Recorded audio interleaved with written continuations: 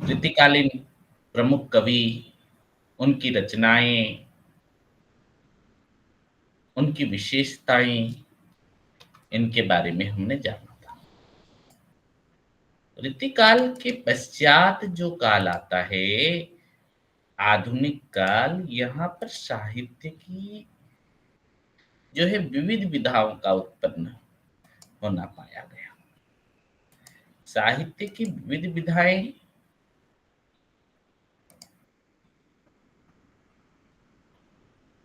तथा उस युग में साहित्य का उत्कर्ष काल जो हम कह सकते हैं, उसको जानने के लिए हमें उसकी पृष्ठभूमि को समझना होगा। आधुनिक काल की साहित्यिक पृष्ठभूमि कैसी थी?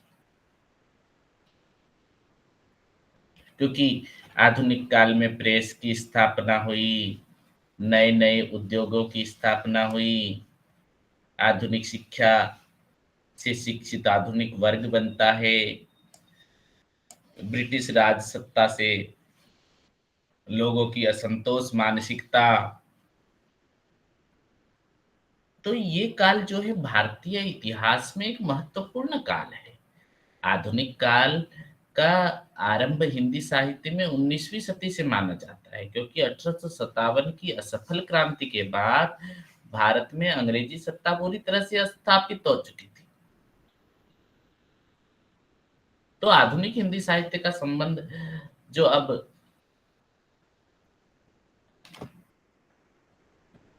अंग्रेजों की सत्ता के समय परिवर्तन जो देखने को मिल रहा है, उसको हम देखते हैं। क्योंकि हमने देखा कि आदिकाल, भक्तिकाल, रीतिकाल में सिर्फ पद्यों की रचना हो रही थी। तो आधुनिक साहित्य से संबंधित अगर हम विचार करते हैं, तो आधुनिक काल में 3 यूनिट पर हम चर्चा करेंगे: भारतेंदु युग, द्विवेदी युग और छायावाद युग।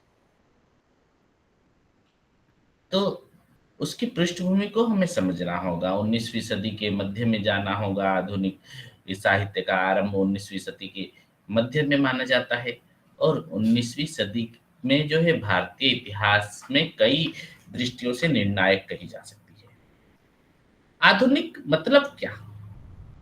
सिर्फ काल सूचक है, या एक विशेष युग की अवधारणा जुड़ी हुई है जो प्राचीन और मध्य युग की अवधारणाओं से अलग है?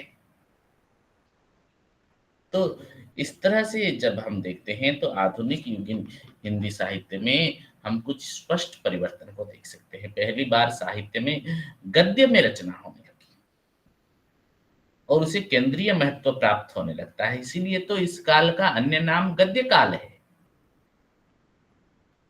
आचार्य रामचंद्र शुक्ल इस काल को गद्य काल नाम देते हैं। ब्रज भाषा के स्थान पर खड़ी बोली किया जाता है, और इस खड़ी बोली के भी दो रूप, हम दो भिन्न भाषाएं जैसे हिंदी और उर्दू, उनकी अलग अलग साहित्यिक परंपराओं के रूप में उभरती है। तो साहित्य में पहली बार वीर, भक्ति, श्रृंगार रस से अलग रचनाएं होने लगी। कविता के साथ साथ गद्य की नई विधाएं हमारे सामने आती है इस युग में। गद्य की कौन सी विधाएं? निबंध, नाटक, उपन्यास। पहली बार जो है पाठकों को ये सब विधाएं सुनने को मिलती है, देखने को मिलती है। तो हम ये देखेंगे कि भारत में खास करके आधुनिक काल, जिसकी शुरुआत रामचंद्र शुक्ल ने 1900 ईस्वी यानी 1843 ईस्वी से मानी है, उसका साहित्य के इतिहास में ही नहीं, भारतीय इतिहास में भी कुछ विशेष महत्व है। देशभक्ति, राजभक्ति, हिंदू और मुसलमान, धर्म और राजनीति, वर्ण व्यवस्था और जातीय एकता, आर्य गौरव और गोरक्षा, समाज सुधार, अतीत के प्रति गौरव की भावना, नई नई टेक्नोलॉजी, आधुनिक शिक्षा के बाद बुद्धिजीवियों में एक बीच ये सब विषय जो है बहस के मुद्दे बने हुए थे। तो प्रत्येक युग के संबंध में उस युग की परिस्थितियों का गहरा प्रभाव पड़ता है, और उस युग की परिस्थितियों को बनाने वाला प्रमुख कारकों में से एक होता है साहित्यिक परिस्थितियों को प्रभावित करता है। और जब तक हम इन परिस्थितियों को नहीं समझेंगे, हम साहित्य को नहीं जान सकेंगे। तो हिंदी साहित्य में आधुनिक काल कितना महत्वपूर्ण है, ये अगर हम देखते हैं तो 1857 ईस्वी में हुए जो सिपाही विद्रोह में सामंती शासकों के अंतिम विरोध को जो कुचल दिया गया, लेकिन इसके साथ-साथ ईस्ट इंडिया कंपनी के हाथ से निकलकर भारत का शासन सीधे इंग्लैंड की राजसत्ता के हाथ में आ गया।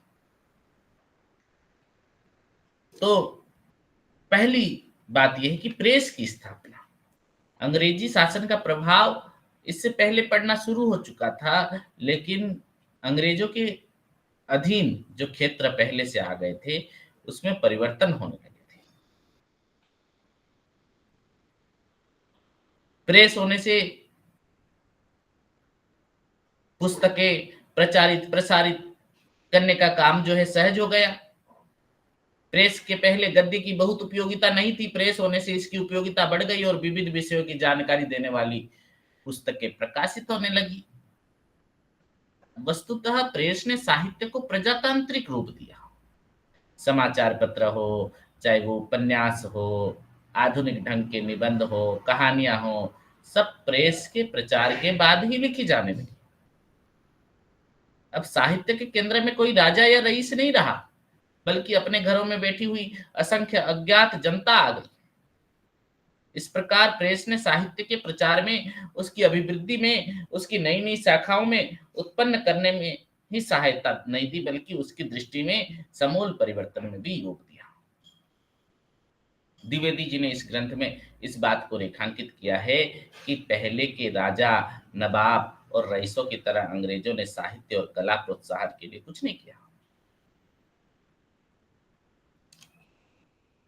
नए नए उद्योगों की स्थापना हुई आधुनिक काल में, जिसके कारण क्या हुआ, औद्योगिक क्रांति से पहले भारत कई मामलों में यूरोप के देश से उन्नत था और 18वीं सदी के मध्य तक भारत में बने हुए मालों का निर्यात ज्यादा होता था। लेकिन 19वीं सदी में स्थिति में बदलाव आया। यूरोप में जो परिवर्तन हुए, उसके कारण भारत अब उनके लिए कच्चा माल खरीदने और इंग्लैंड में माल बेचने का बड़ा बाजार हो गया। इसके लिए उन्होंने योजनाबद्ध ढंग से भारत के परंपरागत उद्योगों को नष्ट किया।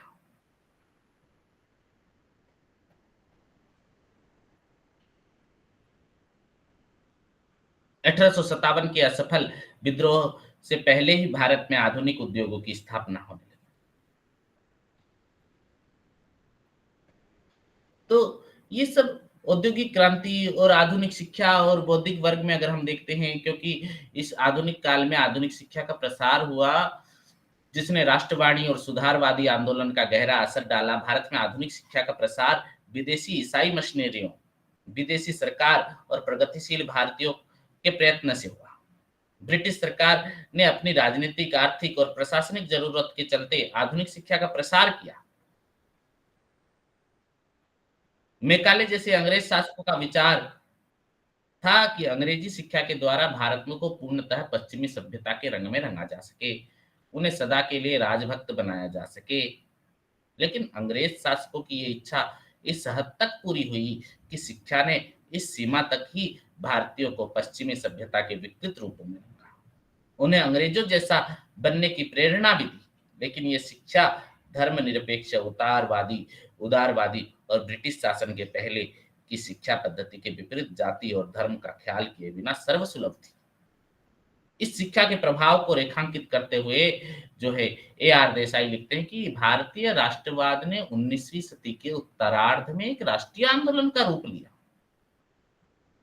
और उस वक्त देश में एक शिक्षित वर्ग तैयार हो गया था और भारतीय उद्योगों के उदय के साथ ही भारतीय औद्योगिक का भी जन्म हो चुका था और इन्हीं वर्गों ने राष्ट्रीय आंदोलन का संगठन किया और अपने विरोधी पिता का के जो है कुछ नारे लिखे। सरकार नौकरियों का भारतीयकरण, भारतीय उद्योगों के लिए सुरक्षा, वित्तीय स्वायत्ता आदि आर्थिक एवं अन्य क्षेत्रों के ब्रिटिश और भारतीय हितों के संघर्ष के कारण यह आंदोलन शुरू हुआ।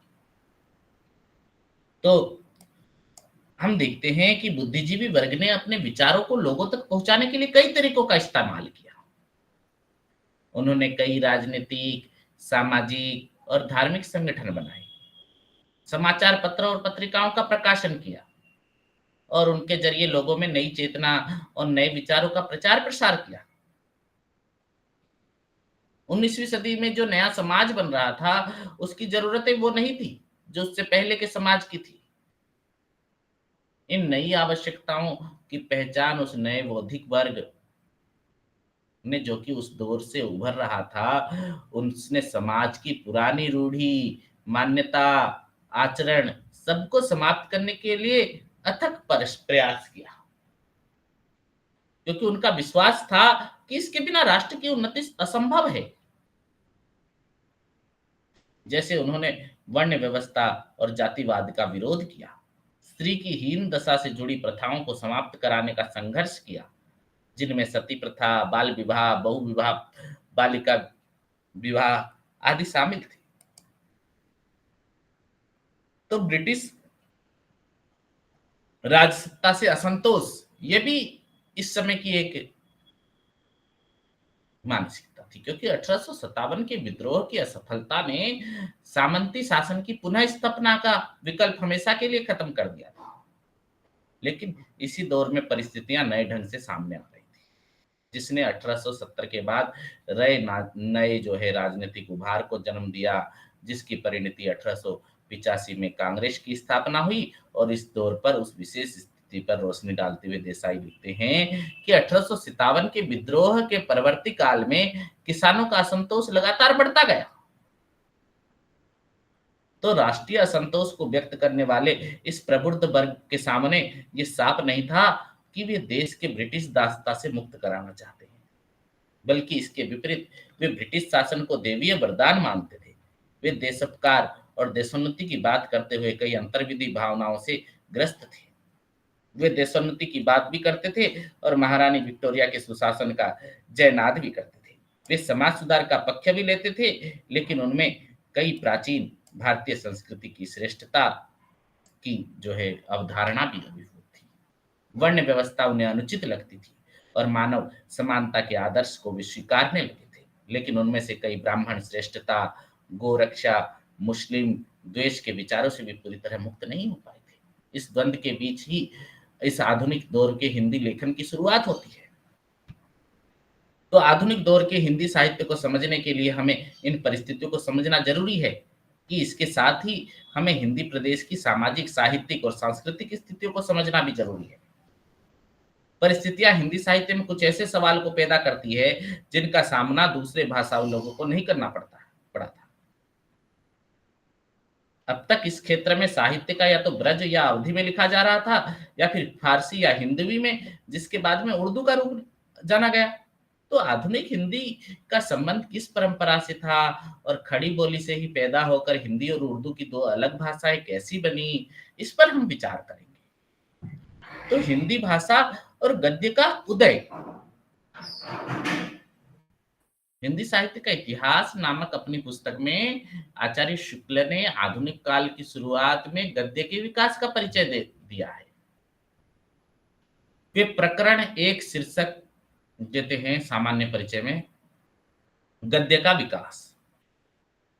तो आधुनिक काल से पूर्व गद्य की अवस्था का उल्लेख करने के बाद वे खड़ी बोली का गद्य का परिचय देते हैं।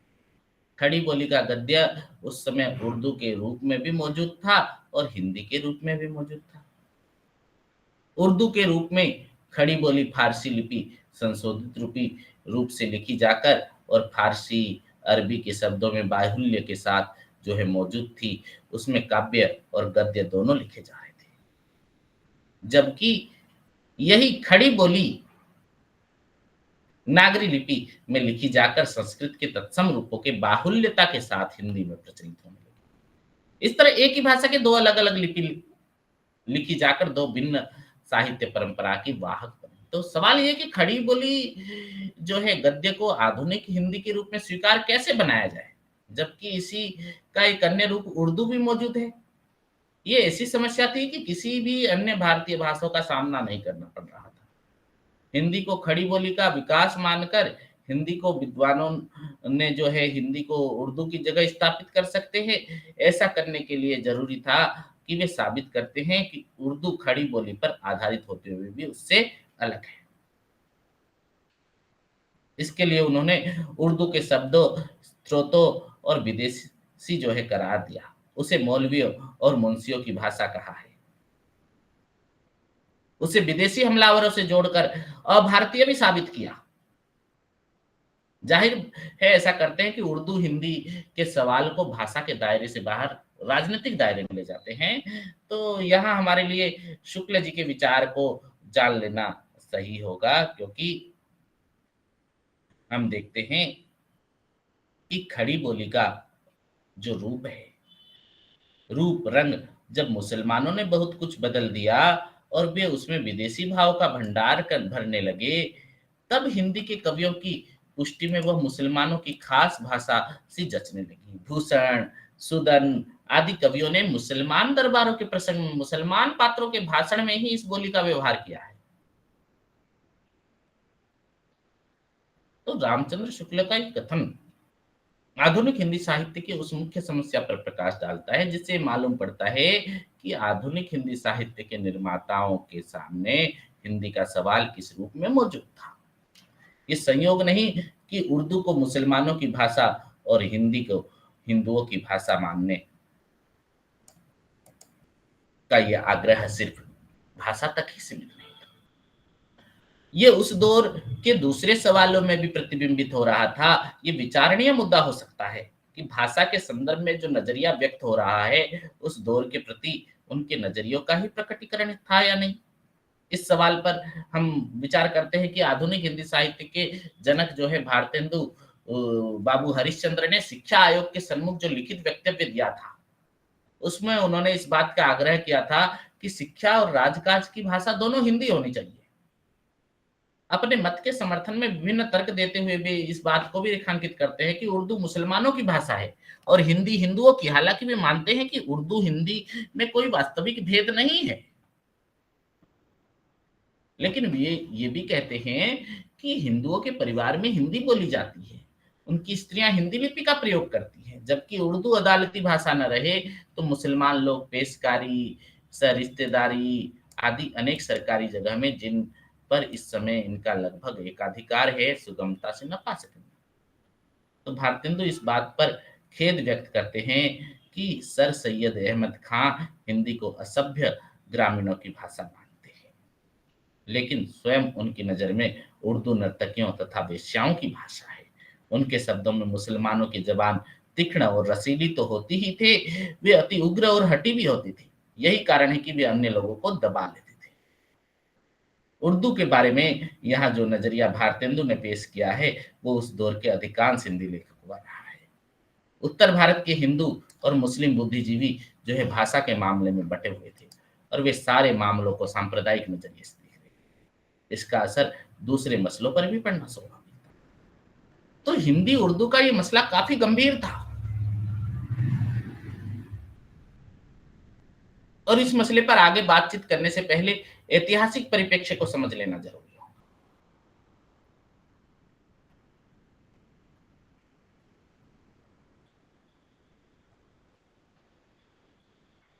तो इस मसले पर भारत थोड़े पूर्ववर्ती राजा शिव प्रसाद सितारे हिंद ने अपना एक लेख भाषा का इतिहास पर विचार किया है। उनका मानना है कि आरंभिक मुस्लिम शासक ने फारसी से भिन्न प्राकृत भाषा को हिंदवी नाम दिया था।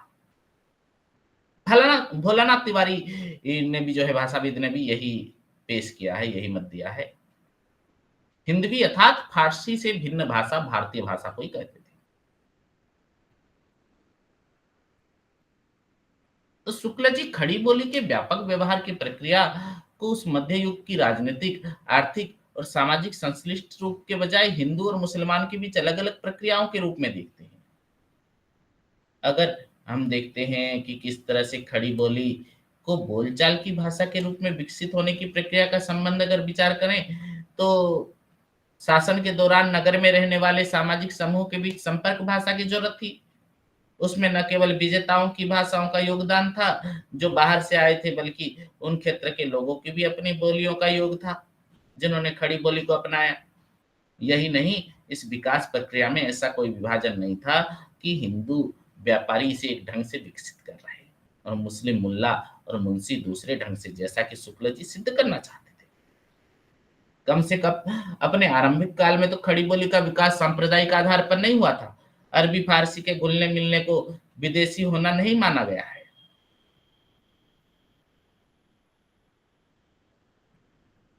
तो बोलचाल की भाषा के रूप में खड़ी बोली के इस प्रसार का ऐतिहासिक महत्व तो यही है कि इसी ने वे स्थितियां पैदा की जिनके कारण मुगल दरबारों से जुड़े हुए कवियों को खड़ी बोली में शायरी करने के लिए प्रेरित किया गया था, जो तब तक फारसी में ही रचना कर रहे थे।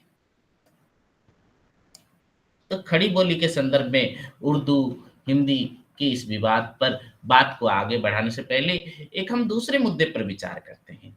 जब अंग्रेजों ने कचहरी में फारसी को हटा दिया, उसकी जगह देसी भाषा का प्रचलन आरंभ कर दिया, तो उसके लिए खड़ी बोली को ही स्वीकार किया गया। दुर्घटना ये हुई कि नई जबान के लिए फारसी लिपि ही इस्तेमाल की गई। दूसरे शब्दों में हिंदुओं के लिए इसका मतलब था कि मुसलमानों की एक भाषा फारसी को हटाकर उसकी दूसरी भाषा उर्दू का वर्चस्व कायम करना। तो अदालत की भाषा से फारसी का हटना स्वागत योग्य था, क्योंकि फारसी जनता के किसी भी हिस्से की भाषा नहीं थी। ये सिर्फ मुट्ठी भर शासक वर्ग की भाषा थी, और जब वह शासक वर्ग की सत्ता में नहीं रहा तो उनकी भाषा कैसे रहती। लेकिन फारसी लिपि में लिखी जाने वाली खड़ी बोली का आना उतना गलत था। तो जब अंग्रेज का शासन हिंदुस्तान के विभिन्न इलाकों में फैल गया और सन 1836 ईस्वी में एक आदेश द्वारा जो है सरकार ने यह निर्णय लिया गया कि कोई भी व्यक्ति अपनी भाषा में सदर व बोर्ड की अर्जी दाखिल कर सकता है, तो ये अर्जी हिंदी में भी हो सकती थी। अक्षर अक्षर जो है लिपि नागरी के स्थान पर फारसी भी हो सकती थी।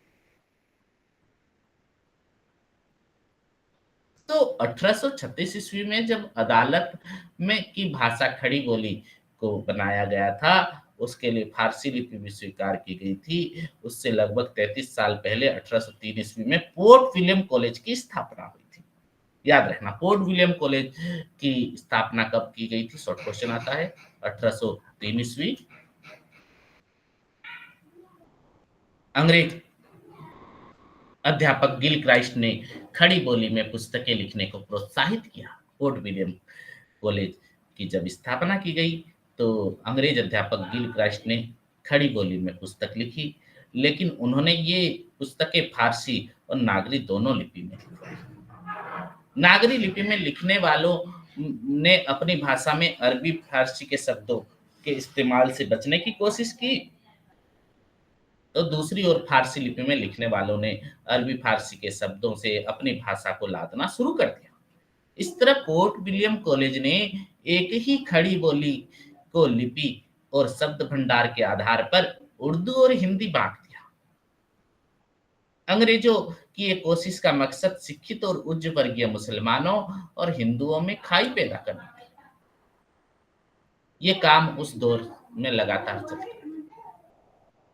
तो गारसा द तासी जैसे फ्रांसीसी विद्वान, जो कि आरंभ में हिंदी और उर्दू एक ही भाषा मानते थे, तो उन्होंने अपने इतिहास ग्रंथ हिंदुस्तानी साहित्य का इतिहास में उर्दू और हिंदी दोनों के कवियों का उल्लेख किया था। बाद में ये कहने लगे कि हिंदी में हिंदू धर्म का आभास है और उर्दू में इस्लामी संस्कृति का। अफसोसजनक रहा कि अंग्रेजों की इस चाल को न हिंदू समझ पाए न मुसलमान।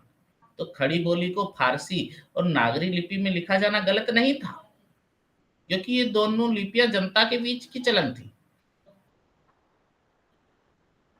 तो इस तरह से हम देखते हैं कि आधुनिक काल में समाज सुधार और स्त्री स्वतंत्रता की क्या बात थी। 19वीं सदी में समाज की उन्नति के सवाल को हम स्त्री और दलित के संदर्भ में लेखकों और समाज सुधारकों की भूमिका को समझ सकते हैं। यहाँ भारतेंदु युग में एक महत्वपूर्ण लेखक राधाचरण गोस्वामी का कथन हम देख सकते हैं कि राधाचरण स्वामी ने यमलोक की यात्रा नाम का व्यंग लेख लिखा, जिसमें आकस्मिक मौत पर शोक व्यक्त करते हुए लिखते हैं कि हाँ, न सारे हिंदुस्तान में नागरी का दफ्तर और हिंदी का भाषा का प्रसार देखा, न विधवा विवाह प्रचलित हुआ, न विलायत जाने की रोक उठी, न जाति पाति का झगड़ा मिटा, न सिविल सर्विस में भर्ती होकर हिंदुस्तानियों को उच्च पद मिले, न हमारे जीते प्रेस एक्ट उठा, न लाइसेंस टैक्स का काला मुंह हुआ, न लिबरलों की दया दृष्टि देखी, और हाय, न काबुल की लड़ाई का शुभाशुभ परिणाम मालूम हुआ। तो 1880 में लिखे गए इस निबंध में गोस्वामी जी ने अपनी उन सारी आकांक्षाओं को सूत्रबद्ध कर दिया है जो कि वे पूरी तरह से देखना चाहते थे। ये आकांक्षाएं तीन तरह की हैं। पहली समाज सुधार संबंधी, दूसरी राजनीतिक संबंधी और तीसरी हिंदी संबंधी।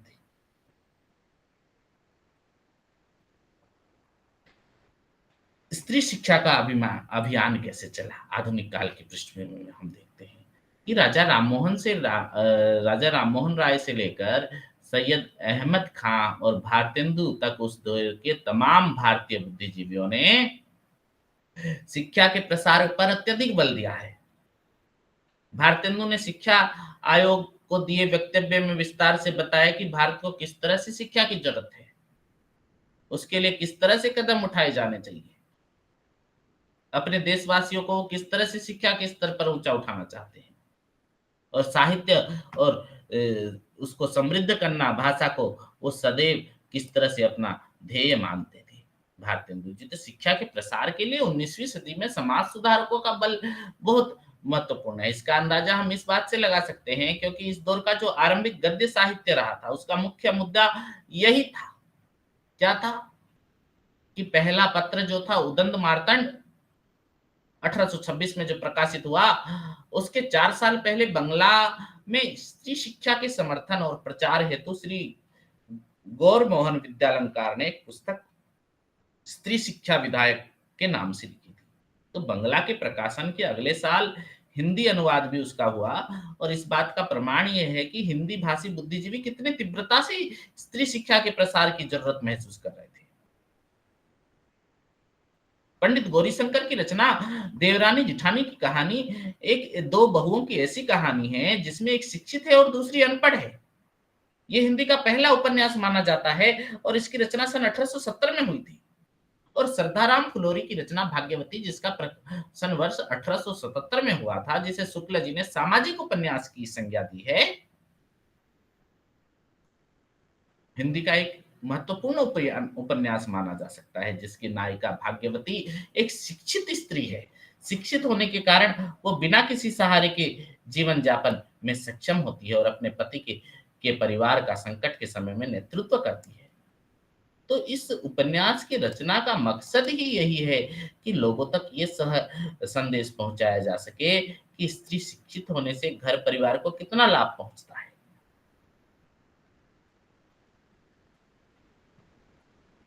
स्त्री शिक्षा के प्रचार के साथ साथ बाल विवाह का विरोध करना, विवाह में फिजूल खर्ची पर रोक लगाना आदि इस दौर में उर्दू के महान लेखक जो है नजीर अहमद की रचना भी जो है मिरातुल उरुस में भी ऐसी दो बहनों की कहानी कही गई है, जिसमें एक शिक्षित है और दूसरी अशिक्षित। यहाँ भी शिक्षा स्त्री के लिए क्यों जरूरी है, इस पर बल दिया गया है। नजीर अहमद मुस्लिम समाज को आधुनिक समाज बनाने के पक्षधर थे। यह तथ्य कम महत्वपूर्ण नहीं है कि 19वीं शताब्दी के शुरुआत के 2 दशक बाद ही स्त्री शिक्षा के प्रति मध्य वर्ग जागरूक हो गया।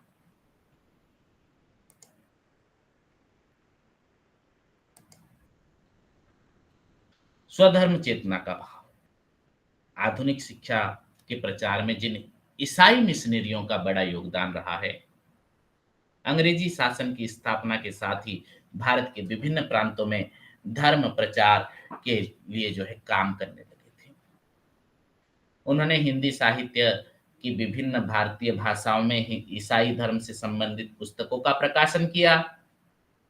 इसके लिए आधुनिक भारतीय भाषाओं में प्रेस की स्थापना की और इन मिशनरियों ने स्कूल कॉलेज खोले। उनके इन प्रयास पर टिप्पणी करते हुए शुक्ल जी कहते हैं कि कहने की आवश्यकता नहीं कि ईसाइयों के प्रचार कार्य का प्रभाव हिंदू की जनसंख्या पर पड़ता रहा, अतः हिंदुओं के शिक्षित वर्ग के बीच स्वधर्म रक्षा की आकुलता दिखाई पड़ने लगी। ईसाई उपदेशक हिंदू धर्म की स्थूल और बाहरी बातों को लेकर ही अपना खंडन मंडन चलाते आ रहे थे। ये देखकर बंगाल में राजा राममोहन राय उपनिषद और वेदांत का ब्रह्म ज्ञान लेकर उसका प्रचार करने खड़े हुए थे। तो नूतन शिक्षा के प्रभाव से पढ़े लिखे लोगों में से बहुतों के मन में मूर्ति पूजा, तीर्थाटन, जाति पाति, छुआछूत आदि के प्रति अश्रद्धा हो गई थी। अतः इन बातों को अलग करके शुद्ध ब्रह्म उपासना का प्रवर्तन करने के लिए ब्रह्म समाज की नींव डाली गई। ईसाई धर्म के प्रचारकों के प्रभाव को हजारी प्रसाद द्विवेदी जी कुछ भिन्न ढंग से रखते हैं। उनके अनुसार वे लिखते हैं कि ईसाई धर्म के प्रचारक हिंदू धर्म की तीव्र और कटु आलोचना कर रहे थे। इससे जहां एक और लोगों के चित्त में क्षोभ रहा था, दूसरी ओर अपनी कमजोरी का ज्ञान भी हो रहा था। तो ईसाई धर्म प्रचारकों ने सतीदाह प्रथा, कन्यावध आदि अनेक कुप्रथाओं का विरोध किया और कानून बनाकर उसका उच्छेदन करा दिया था। तो इस तरह वे हिंदू समाज का प्रत्यक्ष और अप्रत्यक्ष दोनों प्रकार से हित कर रहे थे।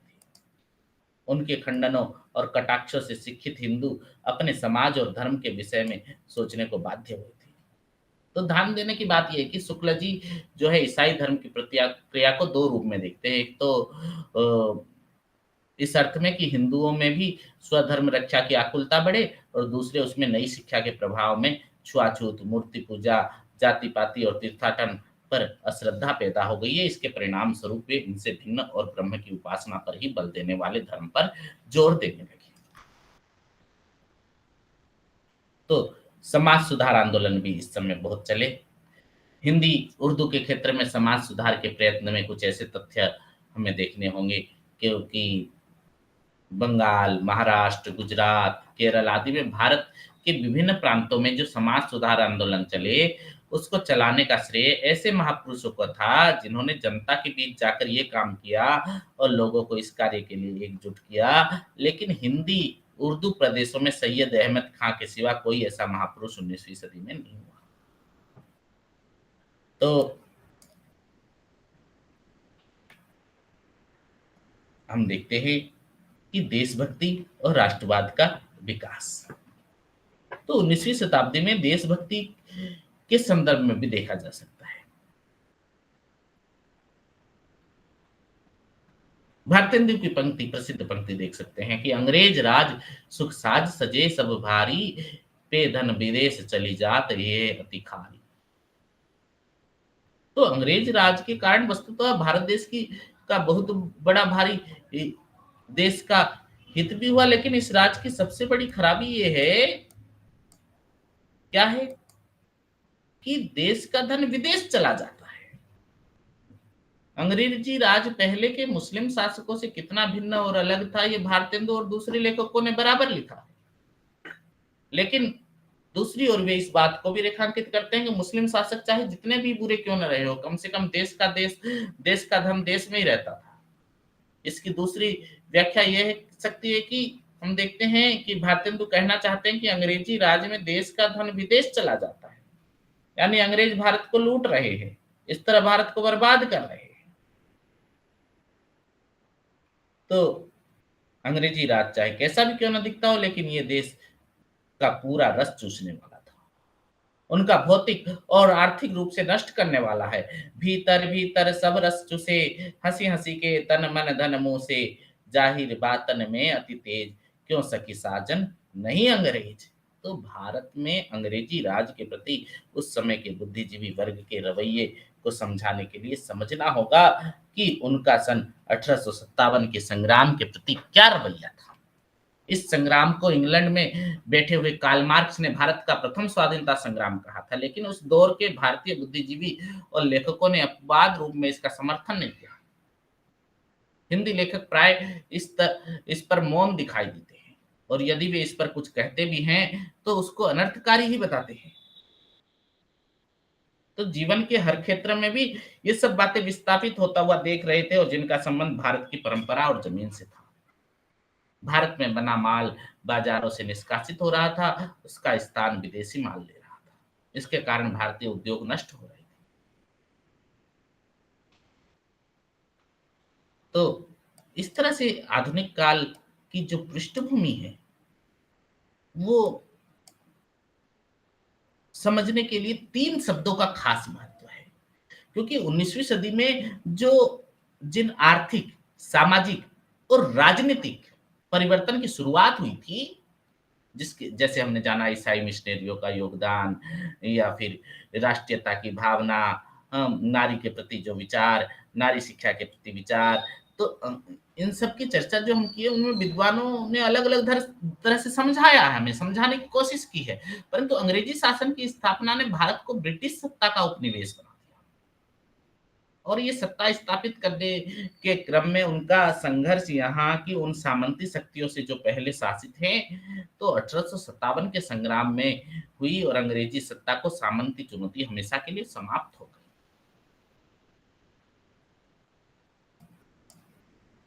हम देखते हैं कि आधुनिक शिक्षा के प्रसार में भी भारतीय बुद्धिजीवी की जो है प्रतिक्रिया पैदा होती है। हिंदी हिंदू पुनरुत्थान की इस अवधारणा में यदि मुसलमानों और ईसाइयों के लिए कोई जगह नहीं थी, तो पिछड़े समाज के लिए भी कोई जगह नहीं थी। ये सोच जो है राष्ट्रवाद की केंद्रीय विचारधारा नहीं बन सकता। यही कारण है कि इस पुनरुत्थान का विरोध 2 तरह से हुआ। तो हम देखते हैं कि जो हम अभी विचार किए, आधुनिक हिंदी साहित्य का आरंभ 19वीं सदी के मध्य से माना जाता है, जब सन 1857 की असफल क्रांति के बाद पूरे देश में ब्रिटिश सत्ता की स्थापना हो गई थी। अंग्रेज सत्ता ने सामंतवादी सत्ता को समाप्त किया, भारत के परंपरागत उद्योग को समाप्त किया और अपने देश के उद्योग के लिए कच्चे माल की आपूर्ति करने वाले और बने हुए माल के बाजार में बदल दिया। तो अंग्रेजों के शासन काल में रेल की स्थापना हुई, इससे पत्र पत्रिकाओं का प्रकाशन संभव हुआ, प्रेस की स्थापना हुई, नए परिवर्तनों में नए तरह के वर्ग पैदा हुए, जैसे पूंजीपति वर्ग, मजदूर वर्ग, नया मध्य वर्ग, जिसमें वो बुद्धिजीवी वर्ग भी शामिल था, जिसने बदलते भारत में अपनी भूमिका के लिए संघर्ष की शुरुआत की। तो अंग्रेजों ने देश में नए तरह की शिक्षा की आरंभ की। ये नई तरह की शिक्षा परंपरागत शिक्षा से काफी भिन्न थी। यह धर्मनिरपेक्ष और उदारवादी तो थी ही, साथ ही ये बिना किसी भेदभाव के सबके लिए सुलभ भी थी। इस शिक्षा ने भारतीयों को नए ढंग से सोचने के लिए प्रेरित किया। उन्हें अपनी स्थिति का ज्ञान हुआ और वे ये भी समझ पाए कि ब्रिटिश राज सत्ता भारतीयों के हित में नहीं, बल्कि ब्रिटेन के सत्ताधारियों के हित के लिए है। और यह असंतोष कई तरह से व्यक्त हुआ है और उस इसी ने उस राष्ट्रवाद को जन्म दिया, जिससे प्रेरित होकर आधुनिक काल का साहित्य लिखा गया। तो आधुनिक काल की पृष्ठभूमि को समझने के लिए इस बात को समझना भी जरूरी है कि हिंदी भाषा का उदय कैसे हुआ। जैसा कि आप पढ़ चुके हैं कि हम मैंने बताया कि गद्य लेखन साहित्य के लेखन के केंद्र में आ गया और गद्य लेखन खड़ी बोली में हुआ और ये खड़ी बोली 2 लिपि में लिखी जाने लगी, हिंदी और उर्दू के रूप में। और हिंदी और उर्दू का विवाद आधुनिक काल से साहित्य का ऐसा प्रसंग है जिसे हिंदी भाषा और साहित्य को दूर तक प्रभावित किया। तो इसने इस सांप्रदायिक नजरिए के लिए जो जगह बनाई, जिसका प्रभाव इस दौर के जो है सोच और साहित्य दोनों पर देख सकते हैं। तो हिंदी और उर्दू में एकता स्थापित करने का प्रयत्न उन लोगों ने हिंदू मुस्लिम एकता जो राष्ट्रीय मुक्ति आंदोलन के लिए जरूरी मानते हैं। तो भारत के राष्ट्रवाद के लिए प्रेरित हिंदी साहित्य आधुनिक काल का ये दौर जो है, इसमें विभिन्न विचार आते हैं, पुनरुत्थानवाद, नवजागरण, आधुनिकता, ये सब प्रभाव हिंदी साहित्य का आधुनिक काल में आकर ग्रहण होता है। और इसी ऐतिहासिक परिप्रेक्ष्य में हम आधुनिक काल की हिंदी साहित्य की पृष्ठभूमि को समझ सकते हैं। तो हम देखते हैं भारतेंदु युग, सबसे पहला जो हम कहते हैं कि आधुनिक काल का प्रवेश द्वार भारतेंदु जी, जिसका नामकरण भारतेंदु युग जिस तरह पड़ा, सर्वस्वीकृत नाम हो गया है भारतेंदु युग, क्योंकि यह नामकरण भारतेंदु हरिश्चंद्र के नाम पर किया। इस नामकरण में भारतेंदु के व्यक्तित्व एवं इस कालखंड के साहित्य को उनकी देन को स्वीकृत निहित है, क्योंकि भारतेंदु का महत्व आधुनिक हिंदी साहित्य के प्राय सभी इतिहासकारों ने स्वीकार किया। आचार्य शुक्ल ने तो हिंदी साहित्य के इतिहास में ये प्रसंग तक कह दिया कि भारतेंदु हरिश्चंद्र का प्रभाव भाषा और साहित्य दोनों पर गहरा प्रभाव पड़ा। उन्होंने जिस प्रकार गद्य की भाषा को परिभाषित करके उसे बहुत ही चलता, मधुर और स्वच्छ रूप दिया, उसी प्रकार हिंदी साहित्य को नए मार्ग पर लाकर खड़ा कर दिया। उनके भाषा संस्कार की महत्ता को सब लोगों ने मुक्त कंठ से स्वीकार किया और वर्तमान हिंदी के गद्य के प्रवर्तक माने गए। इससे भी बड़ा काम उन्होंने ये किया कि साहित्य को नवीन मार्ग दिखाया और वे शिक्षित जनता के सहचर्य में लाए।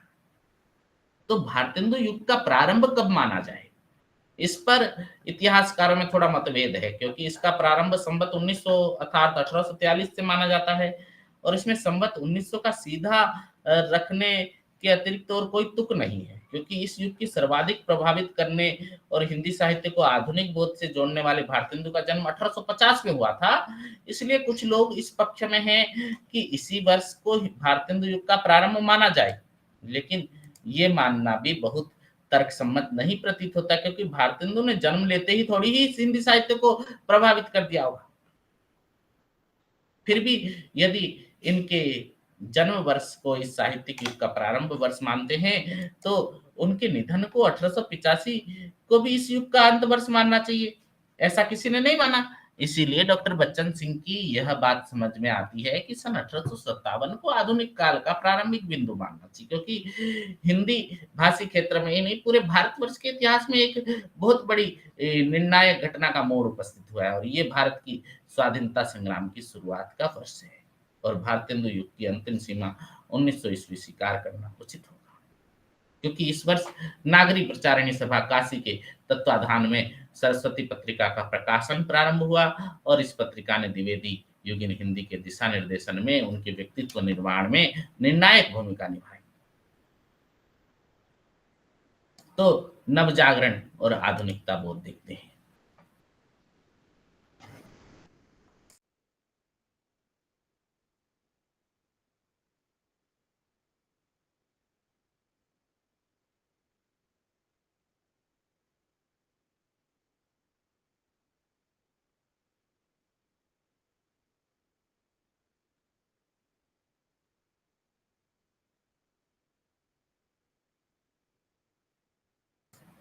तो नवजागरण और आधुनिक बोध, वैसे साहित्य में कालखंडों की प्रारंभिक और अंतिम तिथियां विशेष सार्थक नहीं होती। साहित्य भाषा विशेष के बोलने वालों को चेतना में आने वाले प्रतिबिंब का परिवर्तन का प्रतिबिंब होता है। तो अंग्रेज के भारत आगमन से भारतीय जनमानस प्रभावित हुआ, ये सीधा सा प्रमाण है, क्योंकि देश के जिस भाग में उनका प्रभुत्व स्थापित हुआ उसी भाग में भारतीयों में नवजागरण और आधुनिकता की चेतना का प्रारंभ। सबसे पहले अंग्रेजों ने सन 1757 ईस्वी में प्लासी की लड़ाई जीतकर बंगाल पर अपना प्रभुत्व जमाया। ऐसी सरकार ने इस वर्ष से बंगाल के मध्यकाल का अंत और आधुनिक काल का प्रारंभ माना है। 1818 में महाराष्ट्र अंग्रेजों के अधीन हुआ और महाराष्ट्र में आधुनिकता का प्रारंभ इसी वर्ष से माना जाता है और 1856 में अवध अंग्रेज के अधीन हुआ और अवध जो है अंग्रेजों के अधीन होते हुए लगभग सारा वर्ष भारतवर्ष जो है अंग्रेजों के अधीन हो गया। लेकिन अगले ही वर्ष 1857 ईस्वी में अंग्रेजों के खिलाफ विद्रोह का सूत्रपात हुआ, जिस क्रम से और जिन स्थानों पर भारत पर अंग्रेजों का शासन स्थापित होना शुरू हुआ, उसी क्रम से उन्हीं स्थानों पर अंग्रेजी प्रशासन, शिक्षा संस्थाएं, पत्र पत्रिकाओं, प्रकाशन, समाज सुधार के आंदोलन आदि का प्रारंभ हुआ। जैसे कलकत्ता में 1800 ईस्वी में ओरिएंटल सेमिनरी की स्थापना की गई, बाद में पोर्ट विलियम कॉलेज जो कहलाया।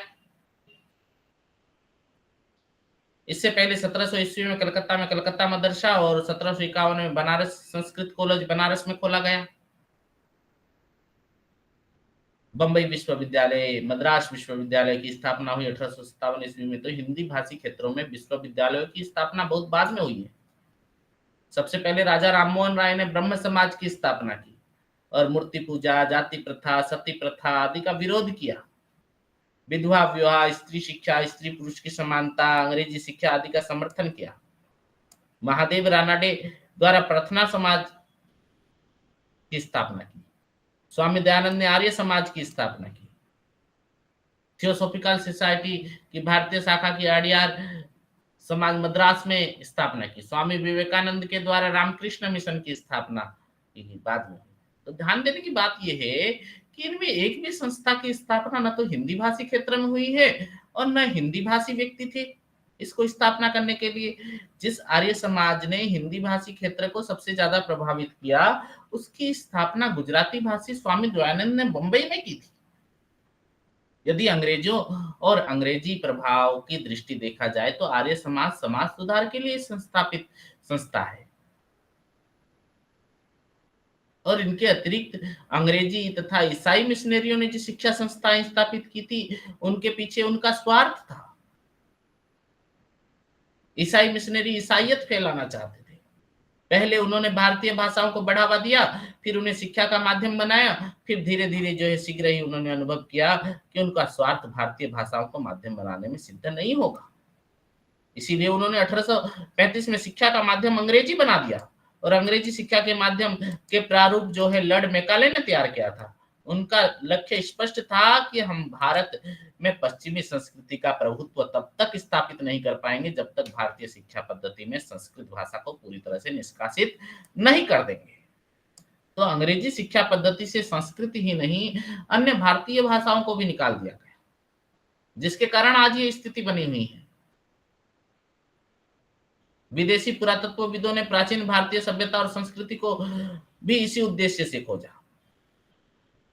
वे ये सिद्ध करना चाहते हैं कि भारत का अतीत चाहे जैसा भी रहा हो, आज भी असभ्यता के चरम सीमा पर पहुंच गए हैं। उन्हें सभ्य और सुसंस्कृत पश्चिमी सभ्यता शिक्षा दीक्षा जीवन पद्धति का अनुकरण ही बना सकता है। तो शिक्षा की तरह ही रेल, सड़क, डाक तार इत्यादि का अंग्रेजों ने पूरे देश में जो जाल बिछाया, वह भी अपनी स्वार्थ सिद्धि के लिए ही था। इनके माध्यम से उन्होंने भारत का खूब शोषण किया। तो इन सबसे जागरण तो हुआ, लेकिन दो दिशाओं में। एक दिशा मानसिक दासता और अंग्रेजों की भक्ति थी। तो बंगाल में 19वीं शताब्दी में एक ऐसी युवा पीढ़ी सामने आई जिसे हर भारतीय जो है चीज से घृणा थी और हर अंग्रेजी वस्तु से प्रेम और उसके प्रति भक्ति थी। पालने में से ही बच्चे इंग्लैंड भेज दिए जाते थे, जिससे अपनी मातृभाषा बंगला न सीख ले, अंग्रेजी सीखे और पूरी तरह अंग्रेज बनकर भारत लौटे।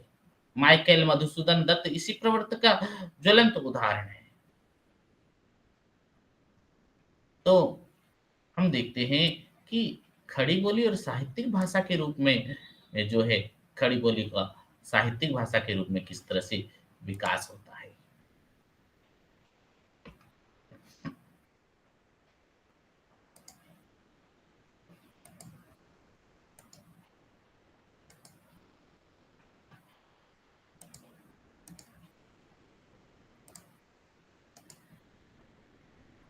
हिंदी भाषा और गद्य के उदय के संबंध में हम देखते हैं कि मध्यकालीन हिंदी साहित्य में आधुनिक काल को अलग करने वाला एक क्षेत्र यदि नवजागरण है, आधुनिकता बोध का विकास है, तो दूसरा महत्वपूर्ण क्षेत्र है साहित्यिक अभिव्यक्ति के माध्यम के रूप में खड़ी बोली की जो है स्वीकृति या खड़ी बोली का विकास।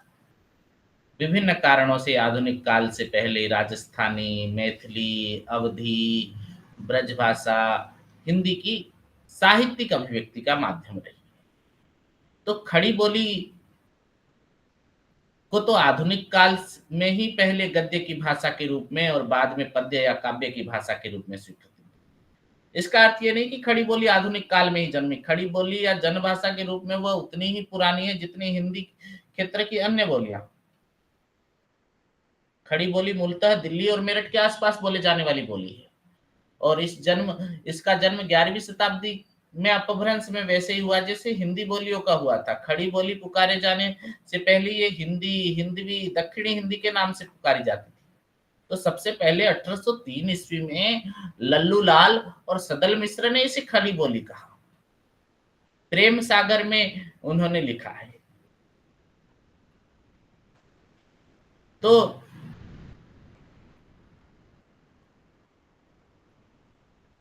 1860 में लल्लू जी लाल कवि ब्राह्मण गुजराती शस्त्र अवविद आगरे वाले थे, जिनका सारले यामिनी भाषा छोड़ दिल्ली आगरे की खड़ी बोली में यह नाम प्रेम सागर था।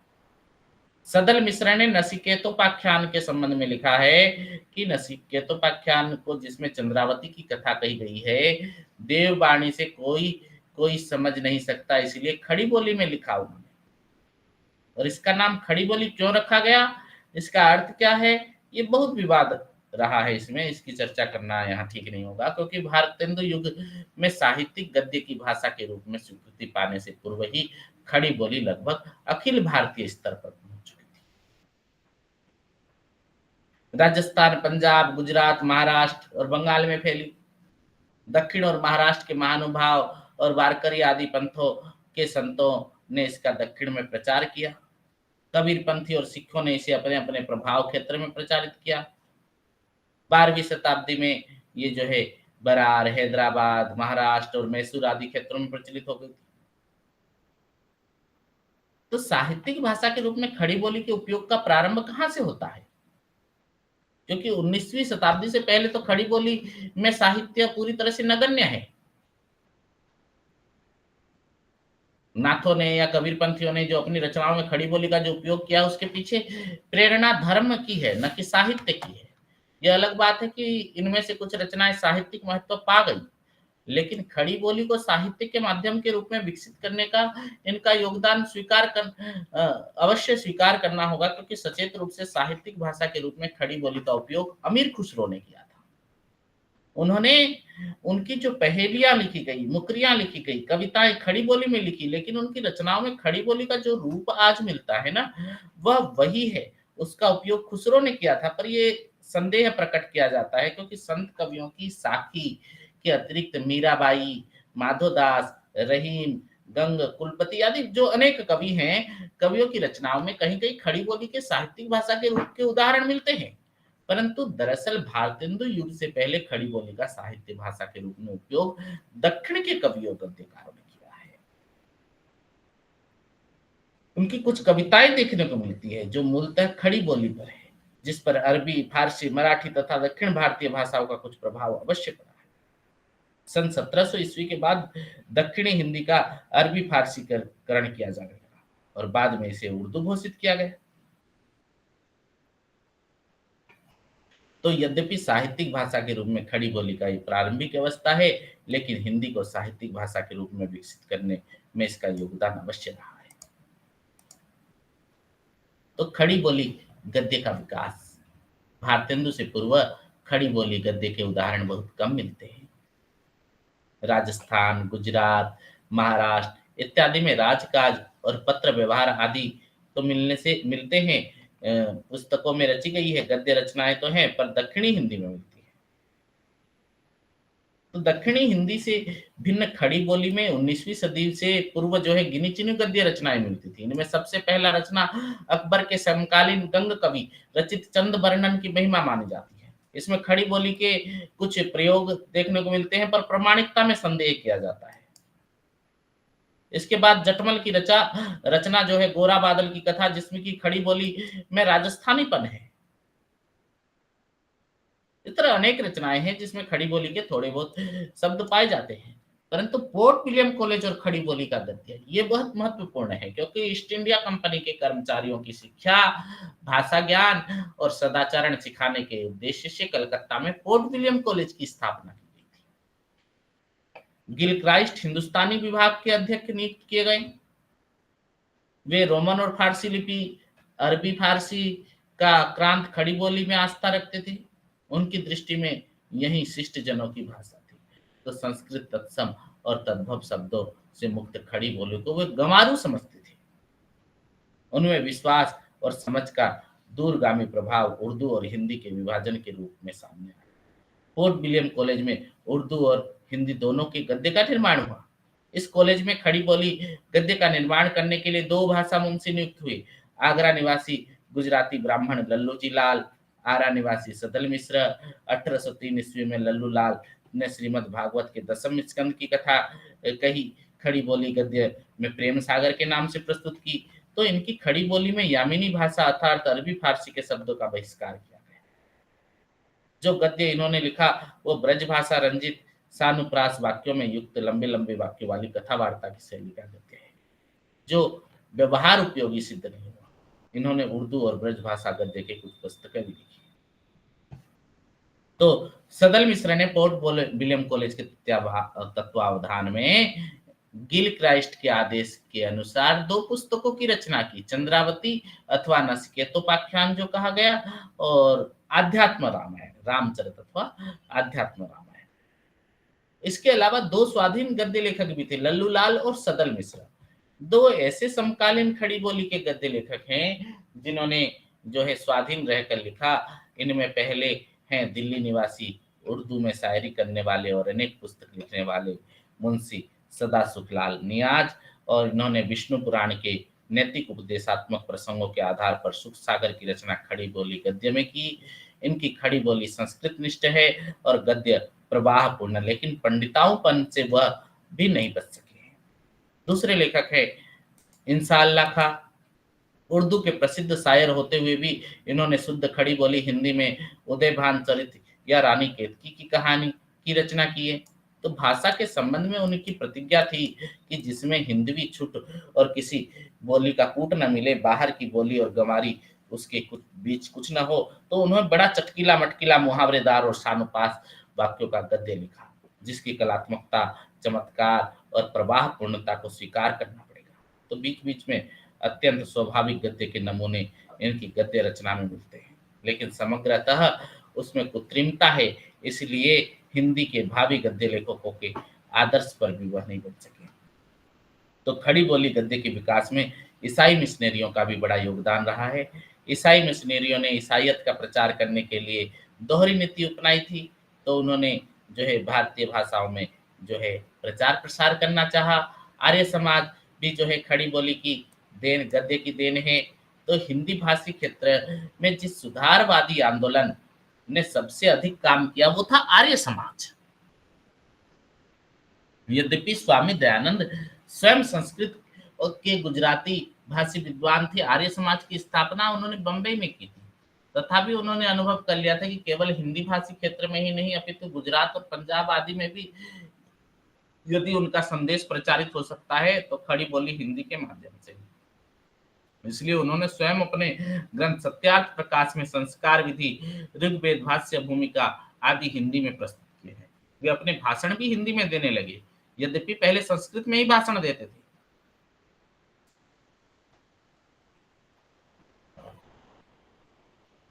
भारतेंदु युगीन पत्रकारिता और साहित्य के भी बड़ा महत्व है खड़ी बोली के विकास में। खड़ी बोली, हिंदी गद्य और भारतेंदु युगीन साहित्य के विकास में उस काल के पत्र पत्रिकाओं का बड़ा योगदान है। इस काल की सारी जागृति, सारी सुधारवादी चेतना और सारा साहित्य पत्र पत्रिकाओं के माध्यम से ही सामने आया है, जो जनसाधारण तक पहुंचा। तो हिंदी का पहला साप्ताहिक पत्र उदंत मार्तंड का प्रकाशन 30 मई 1826 को प्रारंभ हुआ था, परंतु ग्राहक के अभाव के कारण 4 दिसंबर 1827 को बंद हो गया। इससे पहले राजा राममोहन राय ने बंगदूत का हिंदी संस्करण भी निकाला था। तो कलकत्ता में ही हिंदी का पहला दैनिक समाचार पत्र श्याम सुंदर सेन ने जून 1854 में समाचार सुधावर्ष के नाम से निकाला, जो कई वर्षों तक प्रकाशित होता रहा। और बनारस से जनवरी 1845 में गोविंद रघुनाथ थत्ते के संपादन में राजा श्री प्रसाद ने बनारस अखबार निकाला। तो हिंदी क्षेत्र से निकलने वाला ये पहला अखबार था बनारस अखबार, और उसकी भाषा का झुकाव अरबी फारसी के शब्द की ओर अधिक था। शिमला अखबार, मालवा अखबार, काशी पत्रिका आदि इस समय निकलने वाले पत्र भाषा की दृष्टि से उर्दू के ही पत्र थे, और हिंदी भाषाओं को सच्चे अर्थों में अपनाने वाली काशी के सुधाकर और आगरा के बुद्धि प्रकाश जैसे पत्र थे। तो इन पत्रों में साहित्य का प्रकाशन नगण्य था और समाचारों का प्रकाशन ही मुख्य था। तो साहित्य का प्रकाशन तो मुख्यतः उन पत्रिकाओं में हुआ जिन्हें उस समय के साहित्यकारों ने निकाला। स्वयं भारतेंदु ने, हरिश्चंद्र ने कवि वचन सुधा, हरिश्चंद्र मैगजीन, हरिश्चंद्र चंद्रिका, प्रताप नारायण मिश्र ने ब्राह्मण, लाला श्रीनिवास दास ने शतादर्श, तोताराम ने भारत बंधु, कन्हैयालाल ने मित्र विलास, देवकी नंदन तिवारी ने प्रयाग समाचार, राधाचरण गोस्वामी ने भारतेंदु, चौधरी बद्री नारायण चौधरी प्रेमघन ने आनंद कादम्बिनी, अंबिका दत्त व्यास ने पीयूष प्रवाह, बालकृष्ण भट्ट ने हिंदी प्रदीप, किशोरीलाल गोस्वामी ने उपन्यास, गोपाल राम गहमरी ने जासूसी और गुप्त कथा आदि कई पत्र निकाले।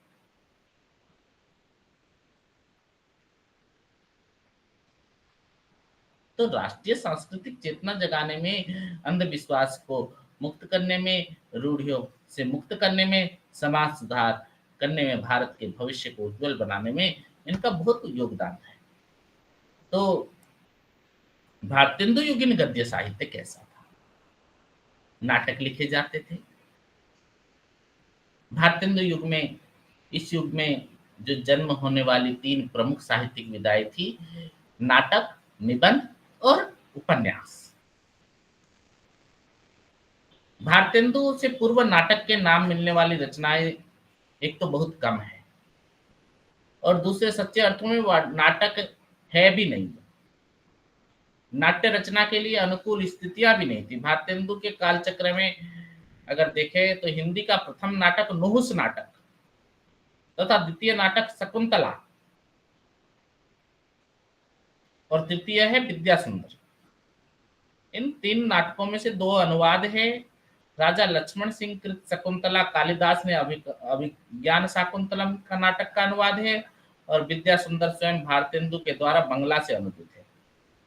तो भारतेंदु ने एक अंग्रेजी से और एक बंगला से और 5 संस्कृत के नाटकों का अनुवाद किया। 10 मौलिक नाटक लिखे हैं।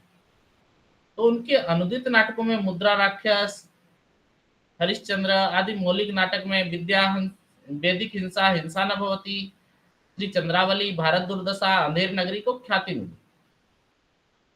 तो भारतेंदु ने अपने नाटकों के लिए भारतीय एवं पाश्चात्य नाट्य शैलियों के उपयुक्त तत्व लेकर एक नई नाट्य शैली का निर्माण किया, और उनके नाटकों के केंद्र में नाट्य वस्तु, नाट्य शिल्प और जीवन दृष्टि संबंधी प्रयोगशीलता और प्रगतिशीलता दोनों विद्यमान है। उन्होंने अपने नाटक रंगमंच के लिए लिखे थे, और वे स्वयं रंगमंच पर सक्रिय थे। इसलिए उनके अंधेर नगरी जैसे नाटक आज भी सफलतापूर्वक रंगमंच पर मंचित किए जा सकते हैं। तो भारतेंदु युगीन नाटककारों में भारतेंदु के अलावा और भी कई रचनाकार थे। ठाकुर जगमोहन सिंह को छोड़कर बालकृष्ण भट्ट, राधाचरण गोस्वामी, देवकीनंदन तिवारी, अंबिका दत्त व्यास इत्यादि सभी ने नाटक लिखे। और भारतेंदु युग में नाटककारों में से भारतेंदु के अतिरिक्त 3 नाटककार विशेष रूप से उल्लेखनीय हैं: लाला श्रीनिवास दास, प्रताप नारायण मिश्र और राधाचरण गोस्वामी। लाला श्रीनिवास दास ने प्रहलाद चरित्र, तप्ता संवरण, रणधीर, प्रेम मोहिनी, संयुक्ता स्वयंवर के 4 नाटकों की रचना की। तो भारतेंदु युग में नाट्य रचना और नाट्य प्रदर्शन का एक आंदोलन ही उठ खड़ा हुआ था। एक साथ जितने नाटककार इस युग में नाट्य रचना में संलग्न न थे, उतने पूरे हिंदी साहित्य के किसी एक काल नहीं थे। इसका कारण यह था कि साहित्य के माध्यम से समाज को बदलने का जैसा उत्साह इस काल के नाटकों में था, वैसा हिंदी साहित्य में फिर कभी दिखाई नहीं दिया। तो ये नाटककार समझते हैं कि जनसाधारण तक अपनी बात को प्रभावशाली ढंग से पहुंचाने का सबसे सशक्त माध्यम नाटक है। यही कारण कि जिस समग्रता के साथ इस काल के नाटकों में समकालीन जीवन प्रतिबिंबित हुआ है, वैसी समग्रता के साथ किसी काल के नाटकों में नहीं हुआ। निबंध साहित्य कैसा था? भारतेंदु युग में जिस दूसरी विधा का विकास अगर हम देखते हैं तो वह है निबंध। निबंध से हमारा मतलब है एक तरह से लघु अकथात्मक गद्य रचना, जो पूरी तरह से रचना की दृष्टि से स्वच्छंद होती है, जिसमें लेखक की व्यक्तित्वता, उसका व्यक्तित्व निर्बंध अभिव्यक्त हो पाता है।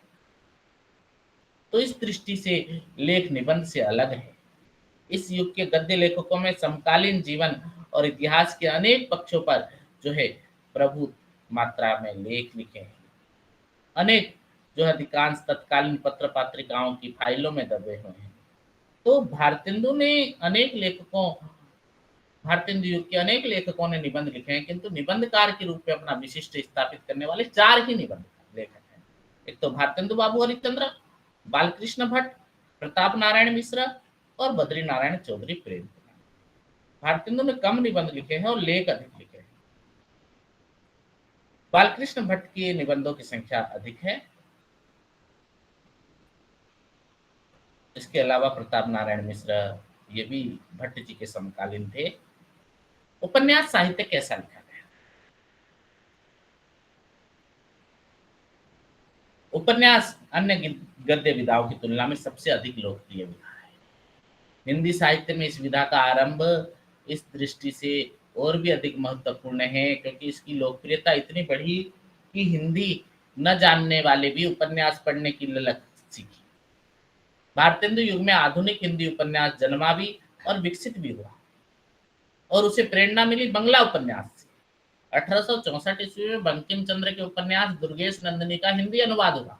इसके बाद न केवल बंकिम चंद्र बल्कि रमेश चंद्र दत्त और चंडी शरण सेन आदि के कई उपन्यासों का अनुवाद भी हुआ। इन्हीं से तथा अंग्रेजी उपन्यासों से प्रेरित होकर हिंदी उपन्यास लिखे जाते। तो हिंदी के पहले उपन्यास के रूप में जिन 4 रचनाओं का नाम लिया जाता है वो है गौरी दत्तकृत देवरानी जेठानी की कहानी और मुंशी ईश्वरी प्रसाद मुदर्सी रियाजी अथवा मुंशी कल्याण राव मुदर्सी अव्वल उर्दू कृत वामा शिक्षक अर्थात 2 भाई और 4 बहनों की कहानी, श्रद्धा राम फुलोरी के द्वारा लिखी गई भाग्यवती, लाला श्रीनिवास दास की परीक्षा गुरु।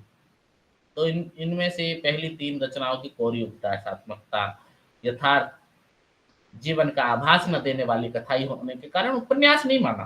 प्राय सभी ने परीक्षा गुरु को हिंदी का पहला उपन्यास स्वीकार किया है क्योंकि उपदेशात्मक होने पर भी इसकी कथा यथार्थभाषी है और इसमें नए ढंग से चरित्र चित्रण का प्रयास किया गया है।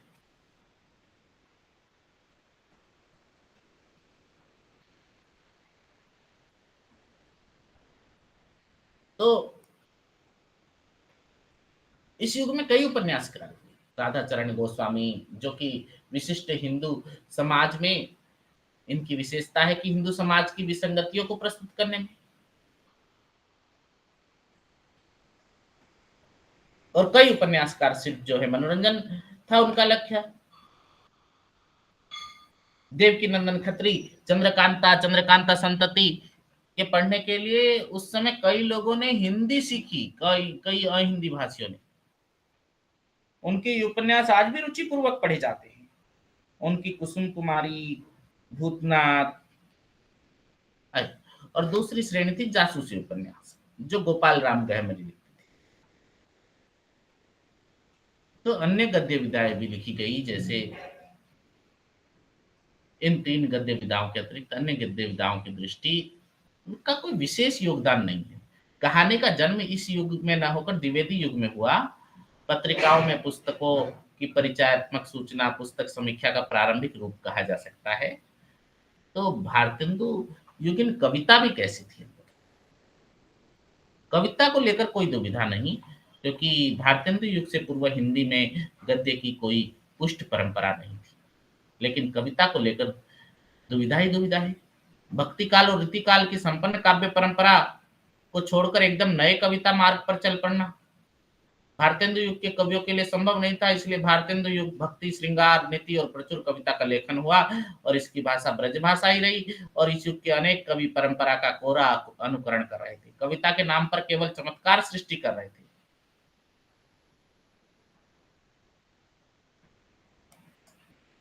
तो हम देखते हैं कि भारतेंदु युग एक संक्रमण काल है।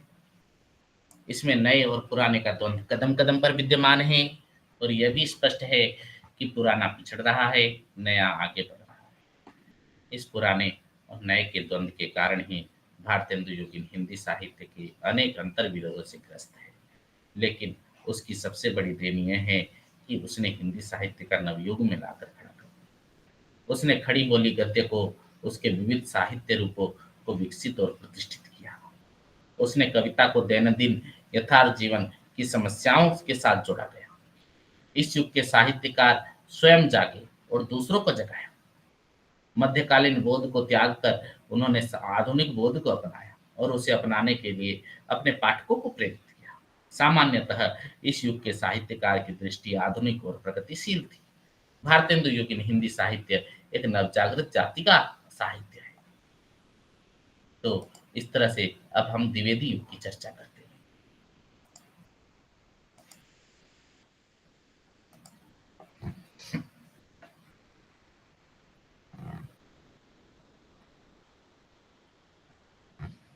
जैसे आधुनिक युग का आधुनिक काल का पहला युग भारतेंदु के नाम से पड़ा था। भारतेंदु जैसे व्यक्तित्व के आगमन से हिंदी साहित्य को एक नई दिशा दृष्टि में मिली।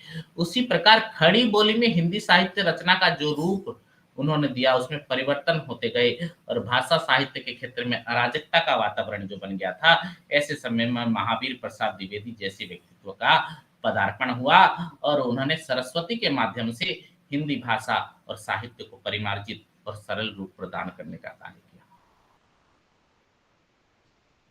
तो द्विवेदी युग भारतेंदु युग का ही विस्तार है। हम कह सकते हैं कि ये आधुनिक काल में हिंदी साहित्य में भारतेंदु युग में पहला चरण रखा, तो द्विवेदी युग ने दूसरा चरण रखा।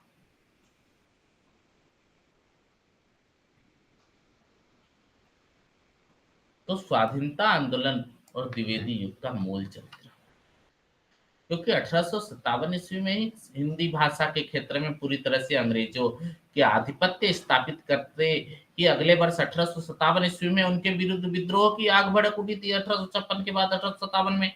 यद्यपि अंग्रेजों ने स्वाधीनता की इस पहली लड़ाई को क्रूरता पूर्वक दबा दिया, किंतु वे स्वाधीनता की भावना को नहीं दबा सके। भारतेंदु युग का कवि स्वाधीनता की मांग करने लगा और द्विवेदी युग में स्वाधीनता की मांग और तीव्र हो गई।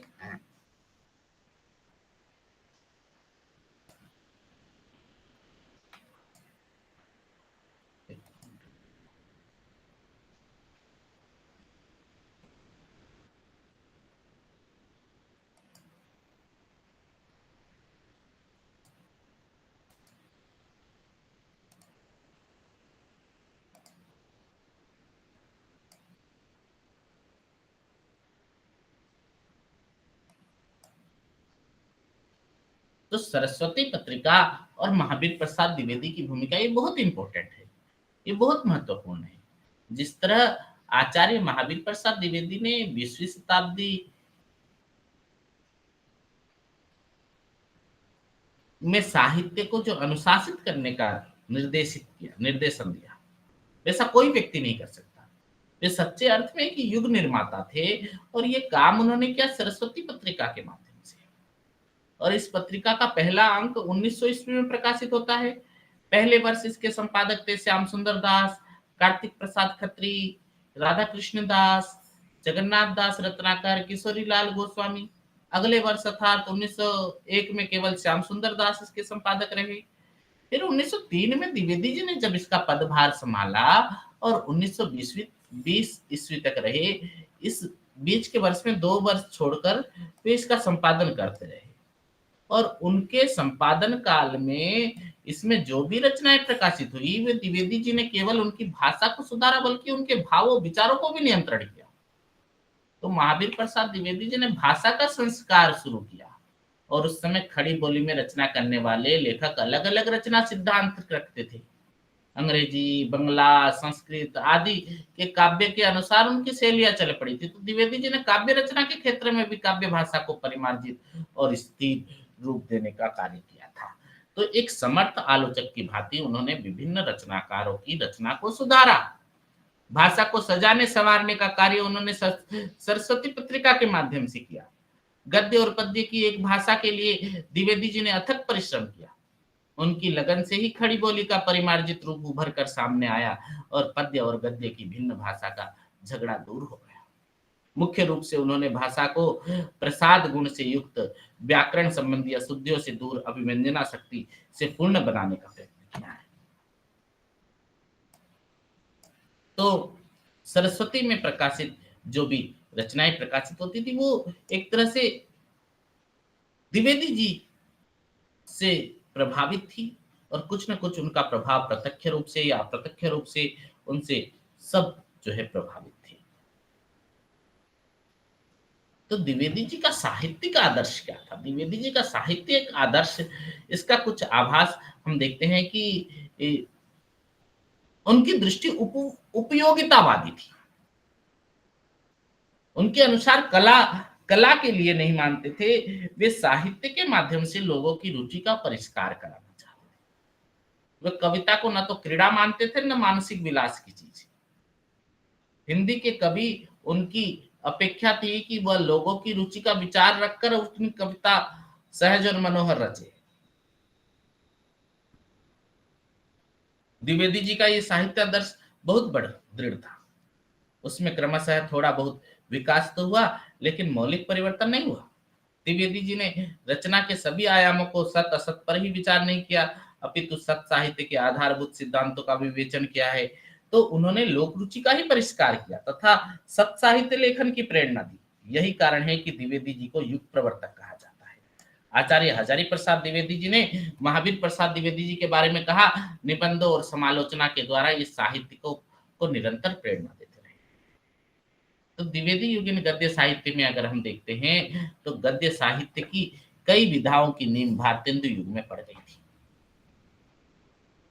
द्विवेदी युग में उनका विकास हुआ तथा कुछ नई गद्य विधाओं ने जन्म लिया, जैसे आत्मकथा, जीवनी, संस्मरण, यात्रा विवरण, रेखा चित्र आदि। वस्तुतः इस युग में गद्य साहित्य अपनी सभी विधाओं एवं दिशाओं में पूर्णतः उभर कर सामने आया। इन पर हम आगे विचार करेंगे। नाटक भी लिखा, जैसे द्विवेदी युग में कई नाटक लिखे, ऐतिहासिक नाटकों की रचना की गई, उपन्यास लिखे गए। उपन्यासकारों में भारतेंदु युग में उपन्यास लिखना तो प्रारंभ हो गया था।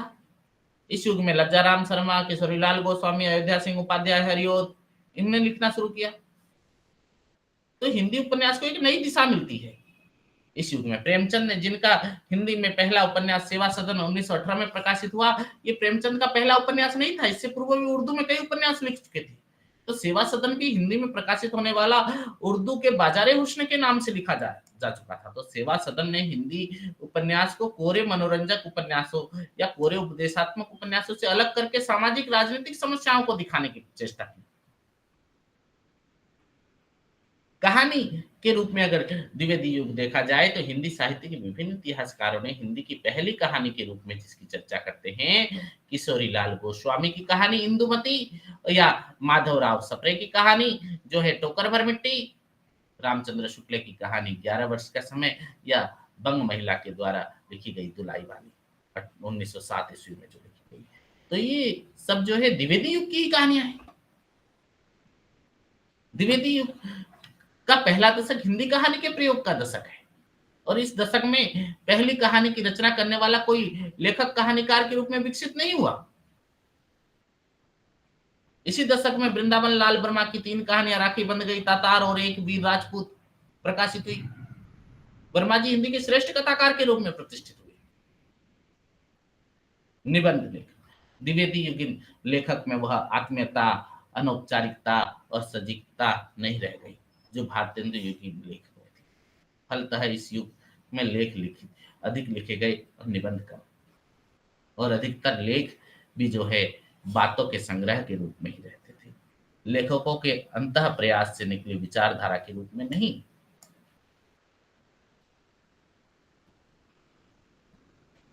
आलोचना के क्षेत्र में भी भारतेंदु युग आलोचना के क्षेत्र में सूत्रपात हुआ था, परंतु द्विवेदी युग में उसका विकास हुआ। महावीर प्रसाद द्विवेदी जी ने एक और जहां विक्रमांक चरित्र चर्चा, निश्चित चरित्र चर्चा, मेघदूत के संस्कृत कवियों का परिचय देकर उसकी कालिदास की निरंकुशता, हिंदी कालिदास की आलोचना आदि आलोचनात्मक ग्रंथ रचे गए। महावीर प्रसाद द्विवेदी जी ने हिंदी आलोचना को जहां तक पहुंचाया, उससे आगे मिश्र बंधुओं ने बढ़ाया था।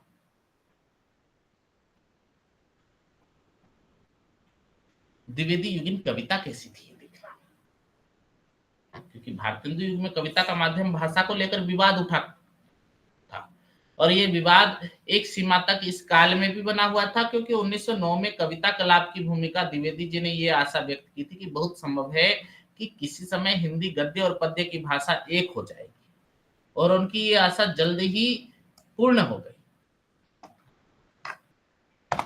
ब्रजभाषा में तो कई कवि लिखते थे, परंतु खड़ी बोली की कविता, हिंदी की कविता, द्विवेदी युग की हिंदी कविता की सबसे बड़ी देन खड़ी बोली की कविता को माध्यम, खड़ी बोली भाषा को जो है कविता का माध्यम बना। तो खड़ी बोली में दो रंगी कवियों की कविताओं का महत्व अवश्य है, क्योंकि उनमें अधिक महत्व उन कवियों की कविताओं का है जो इसी युग की उपज है, जिन्होंने खड़ी बोली में कविता लिखी है,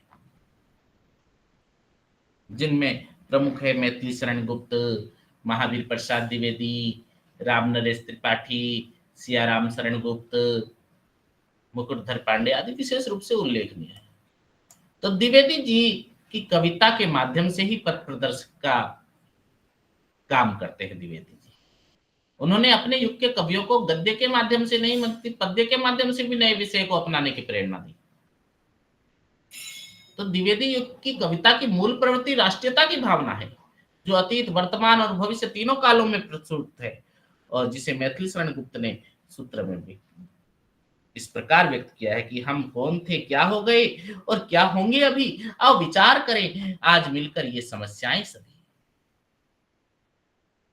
तो इस युग का कवि जब अपने अतीत की ओर देखता है तो उसे गर्व होता है, वो अनुभव करता है कि भारतवर्ष संसार का सिरमौर है। अतीत के प्रति यह गर्व की भावना भारतेंदु युग के कवि ने भी अनुभव की थी। वर्तमान भारत तो दरिद्र, दुर्भिक्ष, कुसंस्कारों इससे मुक्त होने के लिए आवश्यक एकजुट होकर, बुराइयों को त्याग होकर खड़ा होना पड़ेगा। कविताओं में देखने को मिला वो सब बातें।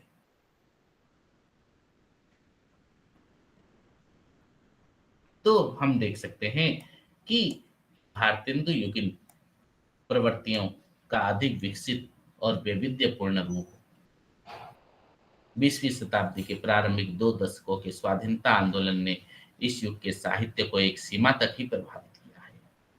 इसका कारण एक तो साहित्यकार का मध्यवर्गीय चरित्र है, और दूसरा साहित्य को एक सीमा तक प्रभावित किया है।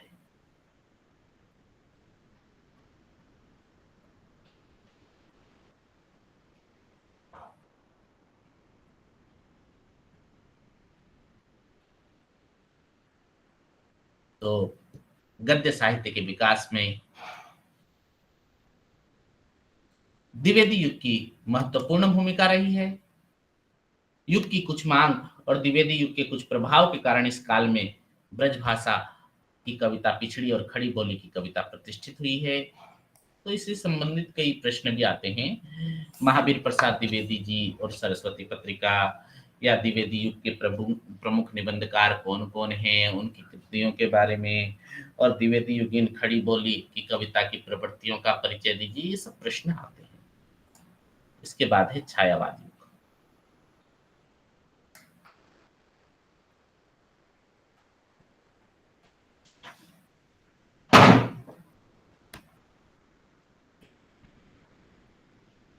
समझ में आ रहा है कि नहीं? रूपाली जी, सीमा कुमारी, शुभश्री नायक, अंकिता जी, ओम उज्ज्वल अवस्थी, कुछ भी डाउट है तो बोलिए।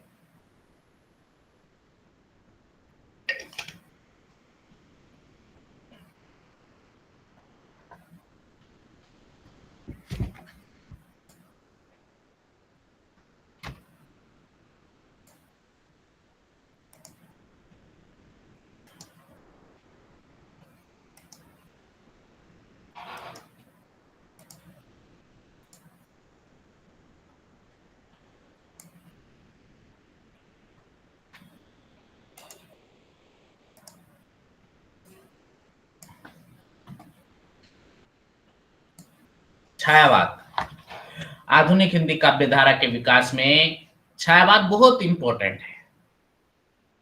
छायावाद केवल अंतर्वस्तु स्तर पर अभित नहीं, बल्कि काव्य की भाषा संरचना की दृष्टि से हिंदी कविता का समृद्ध काल है। तो हम छायावाद के बारे में जानते हैं आज।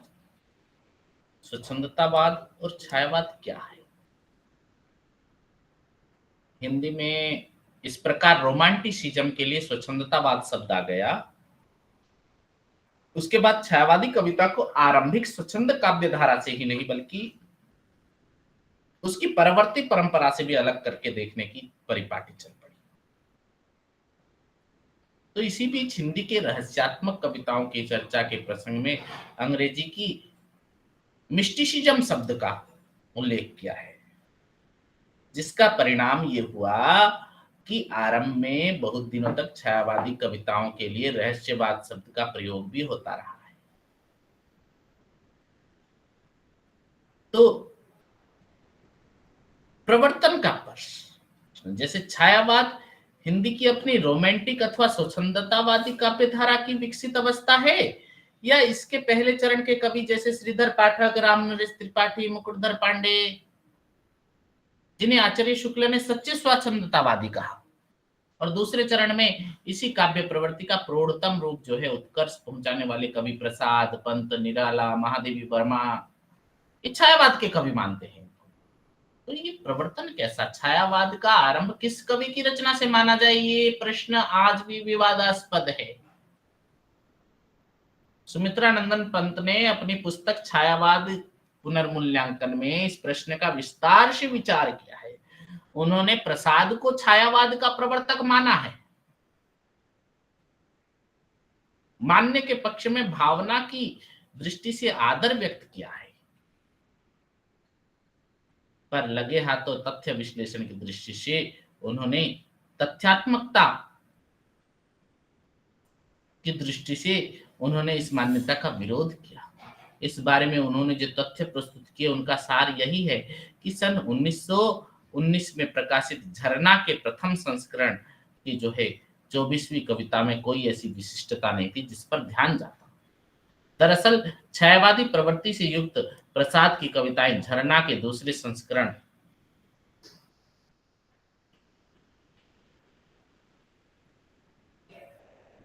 में पहली बार जो है 1927 में प्रकट हुई थी। इसके अलावा कानन कुसुम जो है, प्रेम पथिक आदि काव्य सन 1923 के बाद ही प्रकाश में आए। इनमें से कानन कुसुम में जो है द्विवेदी युग के ढंग की ही रचनाएं थी। पंत जी का दावा है कि मेरी प्राय सभी पल्लव में प्रकाशित रचनाएं 2 वर्ष पूर्व से अर्थात सन 1923 के मध्य जो है देखने को मिलती है।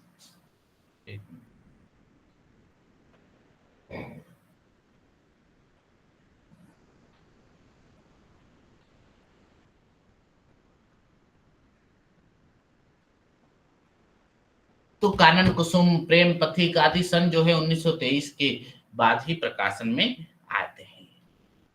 तो पंडित जी का दावा है कि मेरी प्राय सभी पल्लव में प्रकाशित रचनाएं 2 वर्ष पूर्व से अर्थात 1923 के मध्य सरस्वती में प्रकाशित होने लगी थी। फिर भी झरना के बारे में शुक्ल जी ने कहा कि झरना के द्वितीय संस्करण में छायावाद कही जाने वाली विशेषताएं स्पष्ट रूप से दिखती है, स्फुट रूप से दिखती है। झरना के पहले प्रकाशित कविताओं में छायावादी प्रवृत्तियों का प्रश्न उठाया जाए तो सन 1922 में प्रकाशित अनामिका की उपेक्षा नहीं की जा सकती। निराला जी के कथन को प्रमाण मान लिया जाए तो वीणा और ग्रंथि से पहले जूही की कली की रचना हो चुकी थी। इसके अलावा एक और सरस्वती में पंत की फुटकल रचनाएं प्रकाशित हो रही थी, दूसरी ओर मतवाला और समन्वय आदि पत्रिकाओं में निराला का फुटकर काव्य प्रकाशित हो रहा था। सरस्वती में स्थान पा जाने के कारण पंत जी ने उस समय विद्वत समाज का ध्यान सबसे ज्यादा आकर्षित किया, पर इसका परिणाम क्या हुआ? छायावाद की कटु आलोचनाओं का भार भी सबसे अधिक ज्यादा उन्हीं सुकुमार व्यक्ति को झेलना पड़ा। ये बात अलग है कि छायावाद के कवियों में उनका काव्य आचार्य शुक्ल को इसलिए सबसे अधिक रास आया क्योंकि अभिव्यंजना के टेढ़े रास्ते को छोड़कर शुद्ध स्वाभाविक मार्ग पर चलने वाली कविता को लोग जीवन के अधिक निकट मानते थे।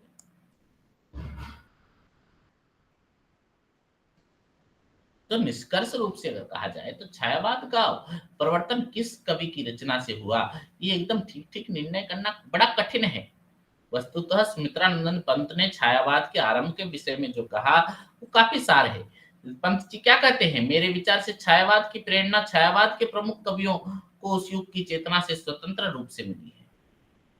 ऐसा नहीं हुआ कि किसी एक कवि ने पहले उस धारा का प्रवर्तन किया हो और दूसरे ने उसका अनुगमन कर उसके विकास में सहायता दी। तो ये बात इसलिए और भी सही है कि किन्हीं समानताओं के रहते भी छायावाद के कवियों की विविधता और भिन्नता भी कम नहीं है।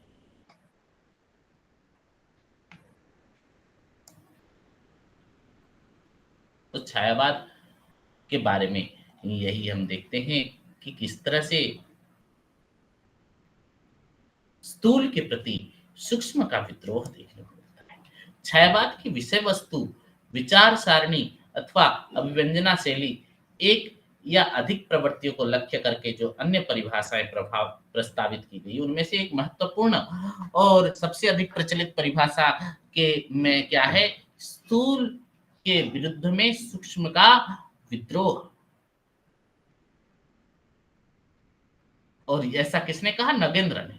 सुमित्रा नंदन पंत शीर्षक से सन 1939 में लिखी गई उनकी पहली आलोचनात्मक पुस्तक में ही उन्होंने लिखा कि स्थूल के प्रति सूक्ष्म का विद्रोह ही छायावाद का आधार है। स्थूल शब्द का बड़ा व्यापक है, इसकी परिधि में सभी प्रकार के बाह्य रंग रूप रूढ़ी आदि सन्निहित है और इसके प्रति विद्रोह का अर्थ है उपयोगितावाद के प्रति भावुकता का विद्रोह, नैतिक रूढ़ियों के प्रति मानसिक स्वतंत्रता का विद्रोह।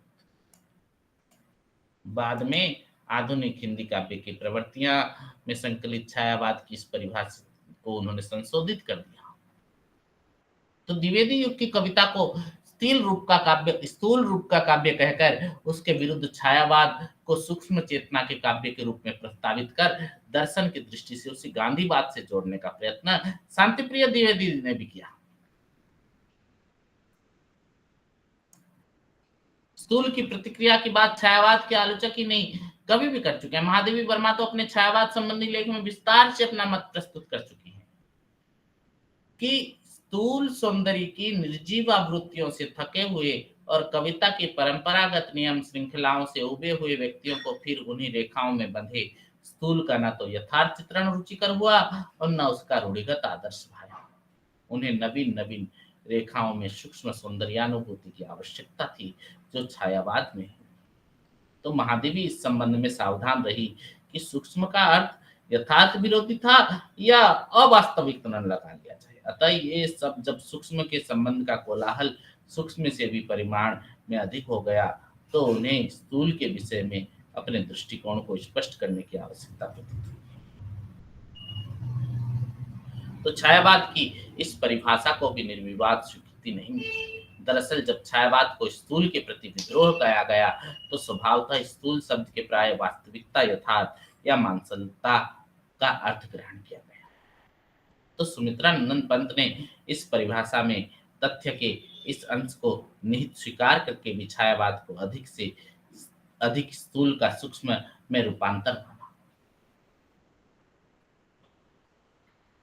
तो इन परिभाषाओं एवं व्याख्याओं के अतिरिक्त छायावाद को शैली की एक पद्धति के रूप में परिभाषित करने का प्रयास भी लगभग छायावाद के आरंभ के साथ किया जाने लगा।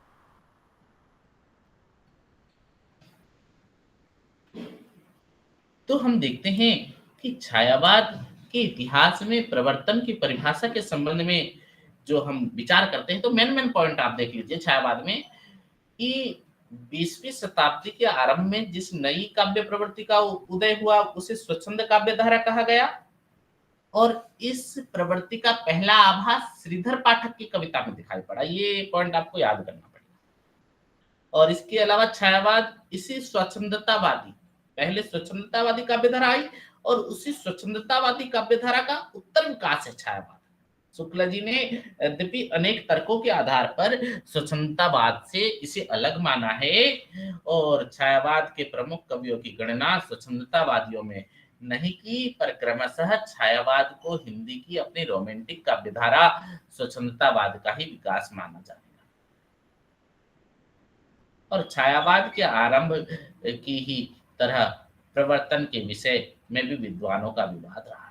छायावाद का आरंभ किसी विशेष कवि की विशेष रचना से हुआ है ये तय करना कठिन है और इस कठिनाई का अनुभव करते हुए अंततः ये स्वीकार किया गया कि छायावाद की प्रेरणा प्रमुख छायावादी कवियों को उस युग की चेतना के रूप में जो है स्वतंत्र रूप से मिली है। ऐसा नहीं हुआ कि किसी एक कवि ने पहल की और बाकी ने उसका अनुसरण किया। तो यही छायावाद के कवियों की कविता में वैविध्य का कारण है। समय समय पर छायावाद को परिभाषित करने का प्रयत्न छायावाद के कवियों और आलोचकों ने किया। ये परिभाषाएं दो दृष्टियों से की गई, व्युत्पत्तिपरक और प्रवृत्तिपरक। इन परिभाषाओं और व्याख्याओं में सबसे अधिक विवाद छायावाद में रहस्यवाद की स्तुति और स्वरूप को लेकर हुआ। स्वयं छायावाद के कवि पंत ने इस विवाद का लगभग निर्णायक अंत करते हुए कहा कि रहस्योन्मुखता छायावाद की महत्वपूर्ण विशेषता है, पर उसका केंद्रीय भाव रहस्यवाद नहीं है। छायावाद की दूसरी सबसे अधिक प्रचलित परिभाषा में उसी स्थूल के में जो है विरुद्ध सूक्ष्म का विद्रोह कहा गया, जब हम चर्चा कर रहे थे ना, इस परिभाषा का सूत्रबद्ध डॉक्टर नगेंद्र ने किया, किंतु इसका संकेत महादेवी वर्मा पहले कर चुकी थी। और छायावाद शैली की एक प्रसिद्धि मात्र मानने का पहला प्रस्ताव जो है महावीर प्रसाद द्विवेदी जी ने किया था, और बाद में आचार्य शुक्ल ने इस परिभाषा का विस्तार किया। उन्होंने प्रतीक पद्धति या चित्र भाषा शैली को ही छायावाद को जो है विशेषता स्वीकार करते हुए अंततः प्रतीकवाद को उसका अनिवार्य लक्षण मान लिया। इन सभी परिभाषाओं में छायावाद की जो है किसी विशेषता को आधार बनाकर उसे परिभाषा के रूप में सूत्रबद्ध करने का प्रयास किया गया। इनमें कोई परिभाषा सर्वांग निरूपण करने में सफल नहीं हो सकी। तो अब हम देखते हैं छायावाद की क्या क्या प्रवृत्तियां रही हैं।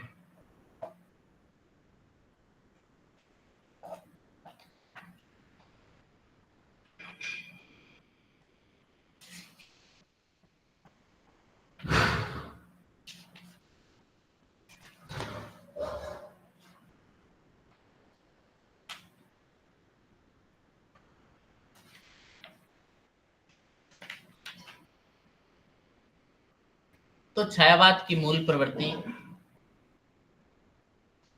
अगर हम देखते हैं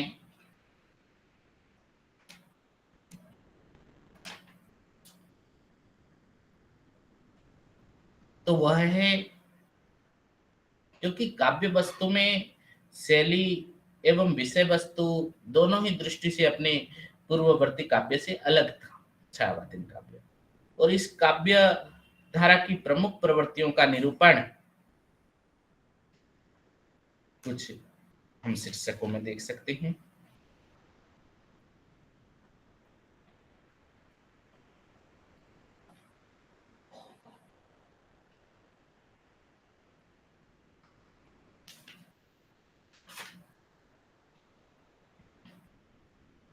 आत्माभिव्यंजन पहली विशेषता, क्योंकि छायावादी कवियों के काव्य की विषय वस्तु जो व्यक्तिकता है अपने व्यक्तिगत जीवन से ही खोजने का प्रयास किया।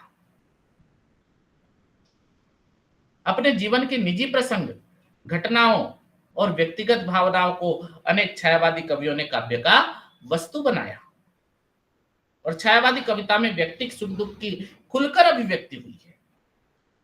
प्रसाद के द्वारा रचित आंसू काव्य पर पंत की जो है उच्छ्वास नामक कविता इस कथन का समर्थन किया जा सकता है। पंत जी ने अपनी प्रिया को मन मंदिर में बसाकर उसे पूजने का उल्लेख किया गया है, और निराला की कई कविताओं में तो उनके व्यक्तिगत जीवन का सत्य व्यक्त हुआ है। राम की शक्ति पूजा में राम की हताशा निराशा में कवि के अपने जीवन की निराशा की अभिव्यक्ति हुई है। उन्हें जीवन भर लोगों के जिस विरोध को झेलना पड़ा उसकी गूंज उन्हीं पंक्तियों में देखने को मिलते हैं। तो महादेवी वर्मा की कविताओं में भी आत्माभिव्यंजना की प्रवृत्ति या व्यक्तिकता की प्रवृत्ति देखने को मिलती है। वेदना की जो प्रधानता उनकी कविताओं में है उनके जीवन की छाया है, ऐसा कहना अल्पयुक्त ना होगा, उनके जीवन की ही छाया है। सौंदर्य चित्रण, छायावादी कवि मूलतः प्रेम और सौंदर्य के कवि हैं, किंतु उनकी सौंदर्य भावना सूक्ष्म और उदात्त है। उसमें रीतिकालीन स्थूलता एवं मांसलता का नितांत अभाव है। सौंदर्य चित्रण में उनकी वृत्ति बाह्य वर्णनों में उतनी नहीं नमी जितनी आंतरिक सौंदर्य के उद्घाटन एवं भाव दशाओं में वर्णन में रमी है।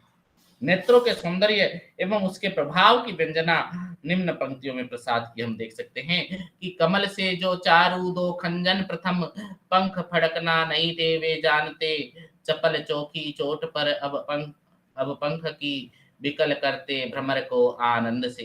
तो शारीरिक अंगों की कांति का वर्णन भी उसमें बड़े आकर्षक ढंग से हुआ है। तो श्रृंगार निरूपण और एक विशेषता क्या है कि श्रृंगार निरूपण द्विवेदी युगन कविता में श्रृंगार निरूपण बहुत कम हुआ है और जहां हुआ है वहां मर्यादित रूप से हुआ है। छायावाद में आकर कविता में पुनः श्रृंगार की प्रतिष्ठा हुई और इन कवियों ने श्रृंगार के संयोग एवं वियोग दोनों पक्षों का आकर्षक चित्र अंकित किया है। निराला ने जूही की कली में जो है कविता में प्रकृति के प्रतीकों के प्रेम व्यापारों का निरूपण है, वहीं पंत के काव्य में प्रेम और श्रृंगार की भावना को बड़ी सहज रूप से अभिव्यक्त किया है और वियोग श्रृंगार के जो है अति भव्य चित्र कहां पर देखने को मिलता है? जयशंकर प्रसाद की आंसू में प्रिया के वियोग से मन की विकलता कितनी तीव्र हो गई है, इसका चित्र उन पंक्तियों में देखा जा सकता है।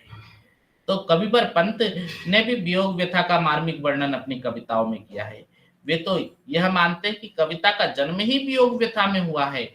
वह प्रेमी की आहों ने भी कविता का रूप धारण कर लिया है। तो महादेवी वर्मा के काव्य में भी विरह और वेदना की ही अधिकता है। इस प्रकार कहा जा सकता है श्रृंगार निरूपण छायावाद की भी एक प्रमुख प्रवृत्ति रही है। नारी भावना कैसी थी? तो छायावादी कवियों ने नारी के प्रति जो है उदात्त दृष्टिकोण अपनाकर समाज में उसके सम्मानीय स्थान को प्रतिष्ठित किया। रीतिकालीन कवियों ने नारी को विलास की वस्तु और उपभोग की सामग्री मात्र माना, जबकि छायावादी कवियों ने जो है उसे प्रेरणा का पावन उस मानते हुए गरिमा प्रदान की। वह दया, क्षमा, करुणा, प्रेम की देवी है और अपने इन गुणों के कारण श्रद्धा की पात्र है। पंत ने जो है देवी, माँ, सहचरिणी, प्राण कहकर नारी के प्रति अपने आदर का परिचय दिया। प्रसाद जी की हृदय में नारी का बहुत ऊंचा स्थान था। तो निराला ने भी नारी का निराश पुरुष के हृदय में आशा का संचार करने वाली शक्ति के रूप में प्रतिष्ठित किया। राम की शक्ति पूजा में राम का निराश हृदय सीता की स्मृति मात्र से आशा का संचार होते दिखाई देता है। और एक विशेषता क्या है? रहस्यवाद, रहस्य भावना। छायावादी काव्य में रहस्य की प्रवृत्ति प्रमुख रूप से उपलब्ध होती है। आचार्य शुक्ल ने तो इसी कारण से छायावाद को रहस्यवाद माना है।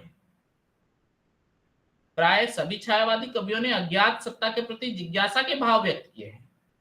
पंत का जो है मौन निमंत्रण कविता में इसकी अभिव्यक्ति बहुत सुंदर ढंग से हुई है। प्रसाद जी की कामायनी में स्थान स्थान पर अज्ञात सत्ता के अस्तित्व का बोध कराया है। पता नहीं वह अज्ञात सत्ता कौन है, कैसी है और क्या है।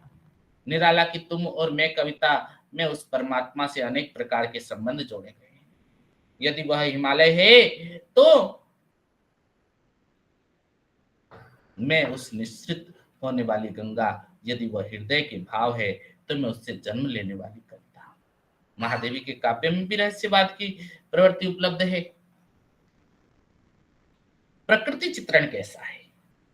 छायावादी कवि प्रकृति के कुशल चितेरे हैं और इन कवियों ने प्रकृति पर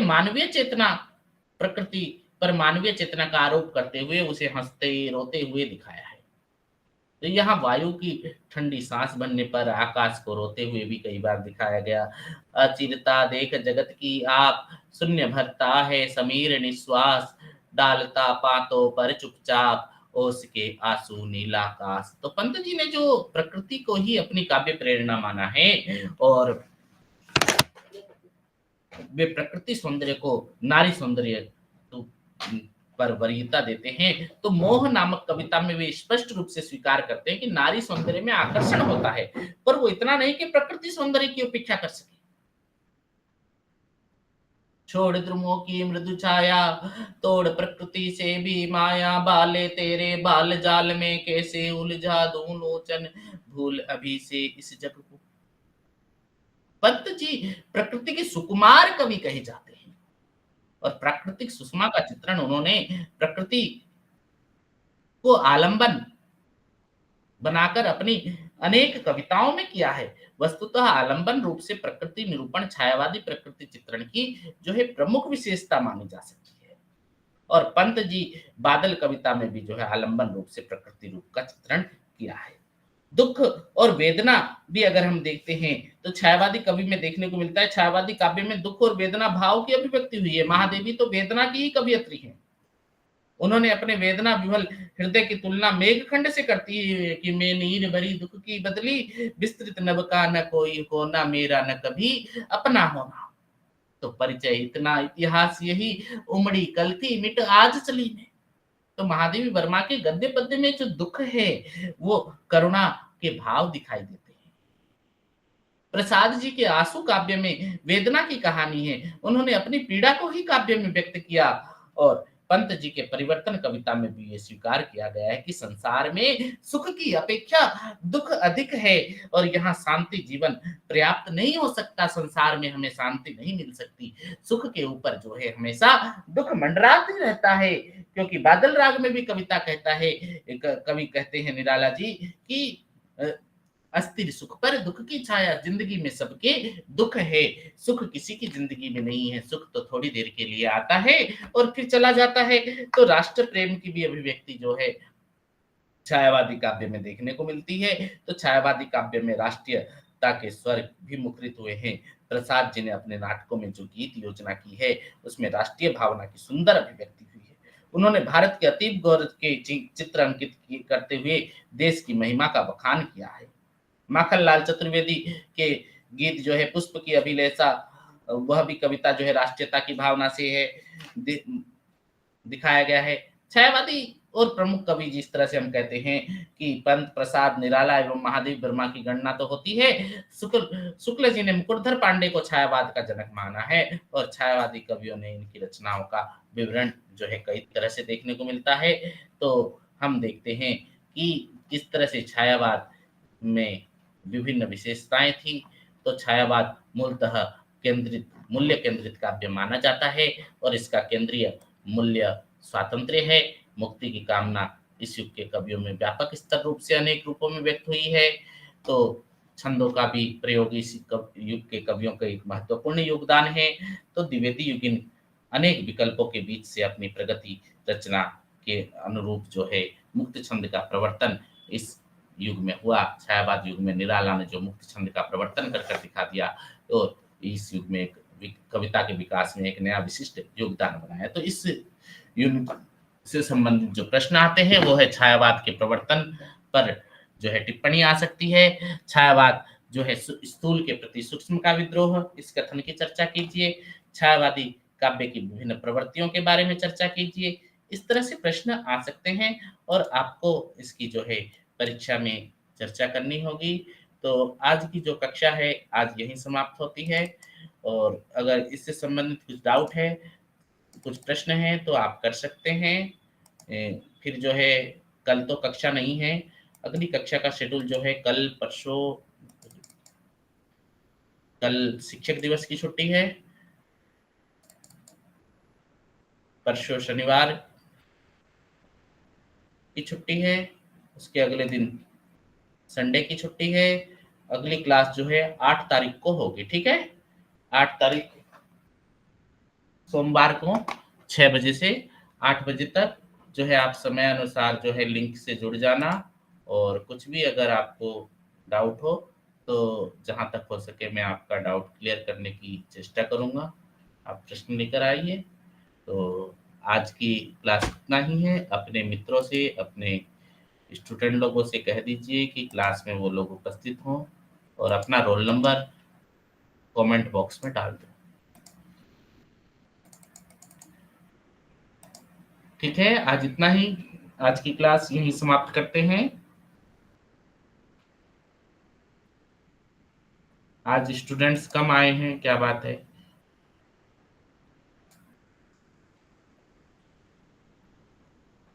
आप कौन से स्टडी सेंटर से हैं? ओम उज्ज्वल अवस्थी जी, रूपाली स्वाइन, सीमा कुमारी,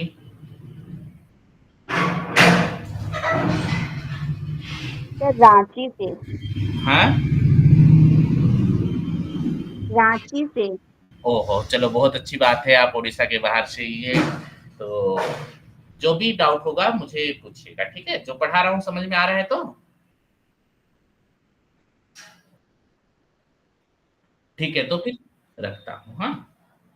उज्जवल जी लखनऊ से, चलो अच्छी बात है। यूपी, झारखंड, हिंदी प्रदेश के विद्यार्थी जुड़े हुए हैं। आज हमारा सौभाग्य है कि आप लोग यहाँ से जो है कक्षा का लाभ उठा पा रहे हैं, रूपाली स्वाईगंजाम से। चलिए अच्छी बात है। अंकिता जी बरगढ़ से, लखनऊ से आप हैं। उज्जवल अवस्थी जी रांची से, सीमा कुमारी, चलिए अच्छी बात है। तो अगली क्लास में फिर सोमवार को मिलते हैं 6 बजे, ठीक है? रखता हूँ।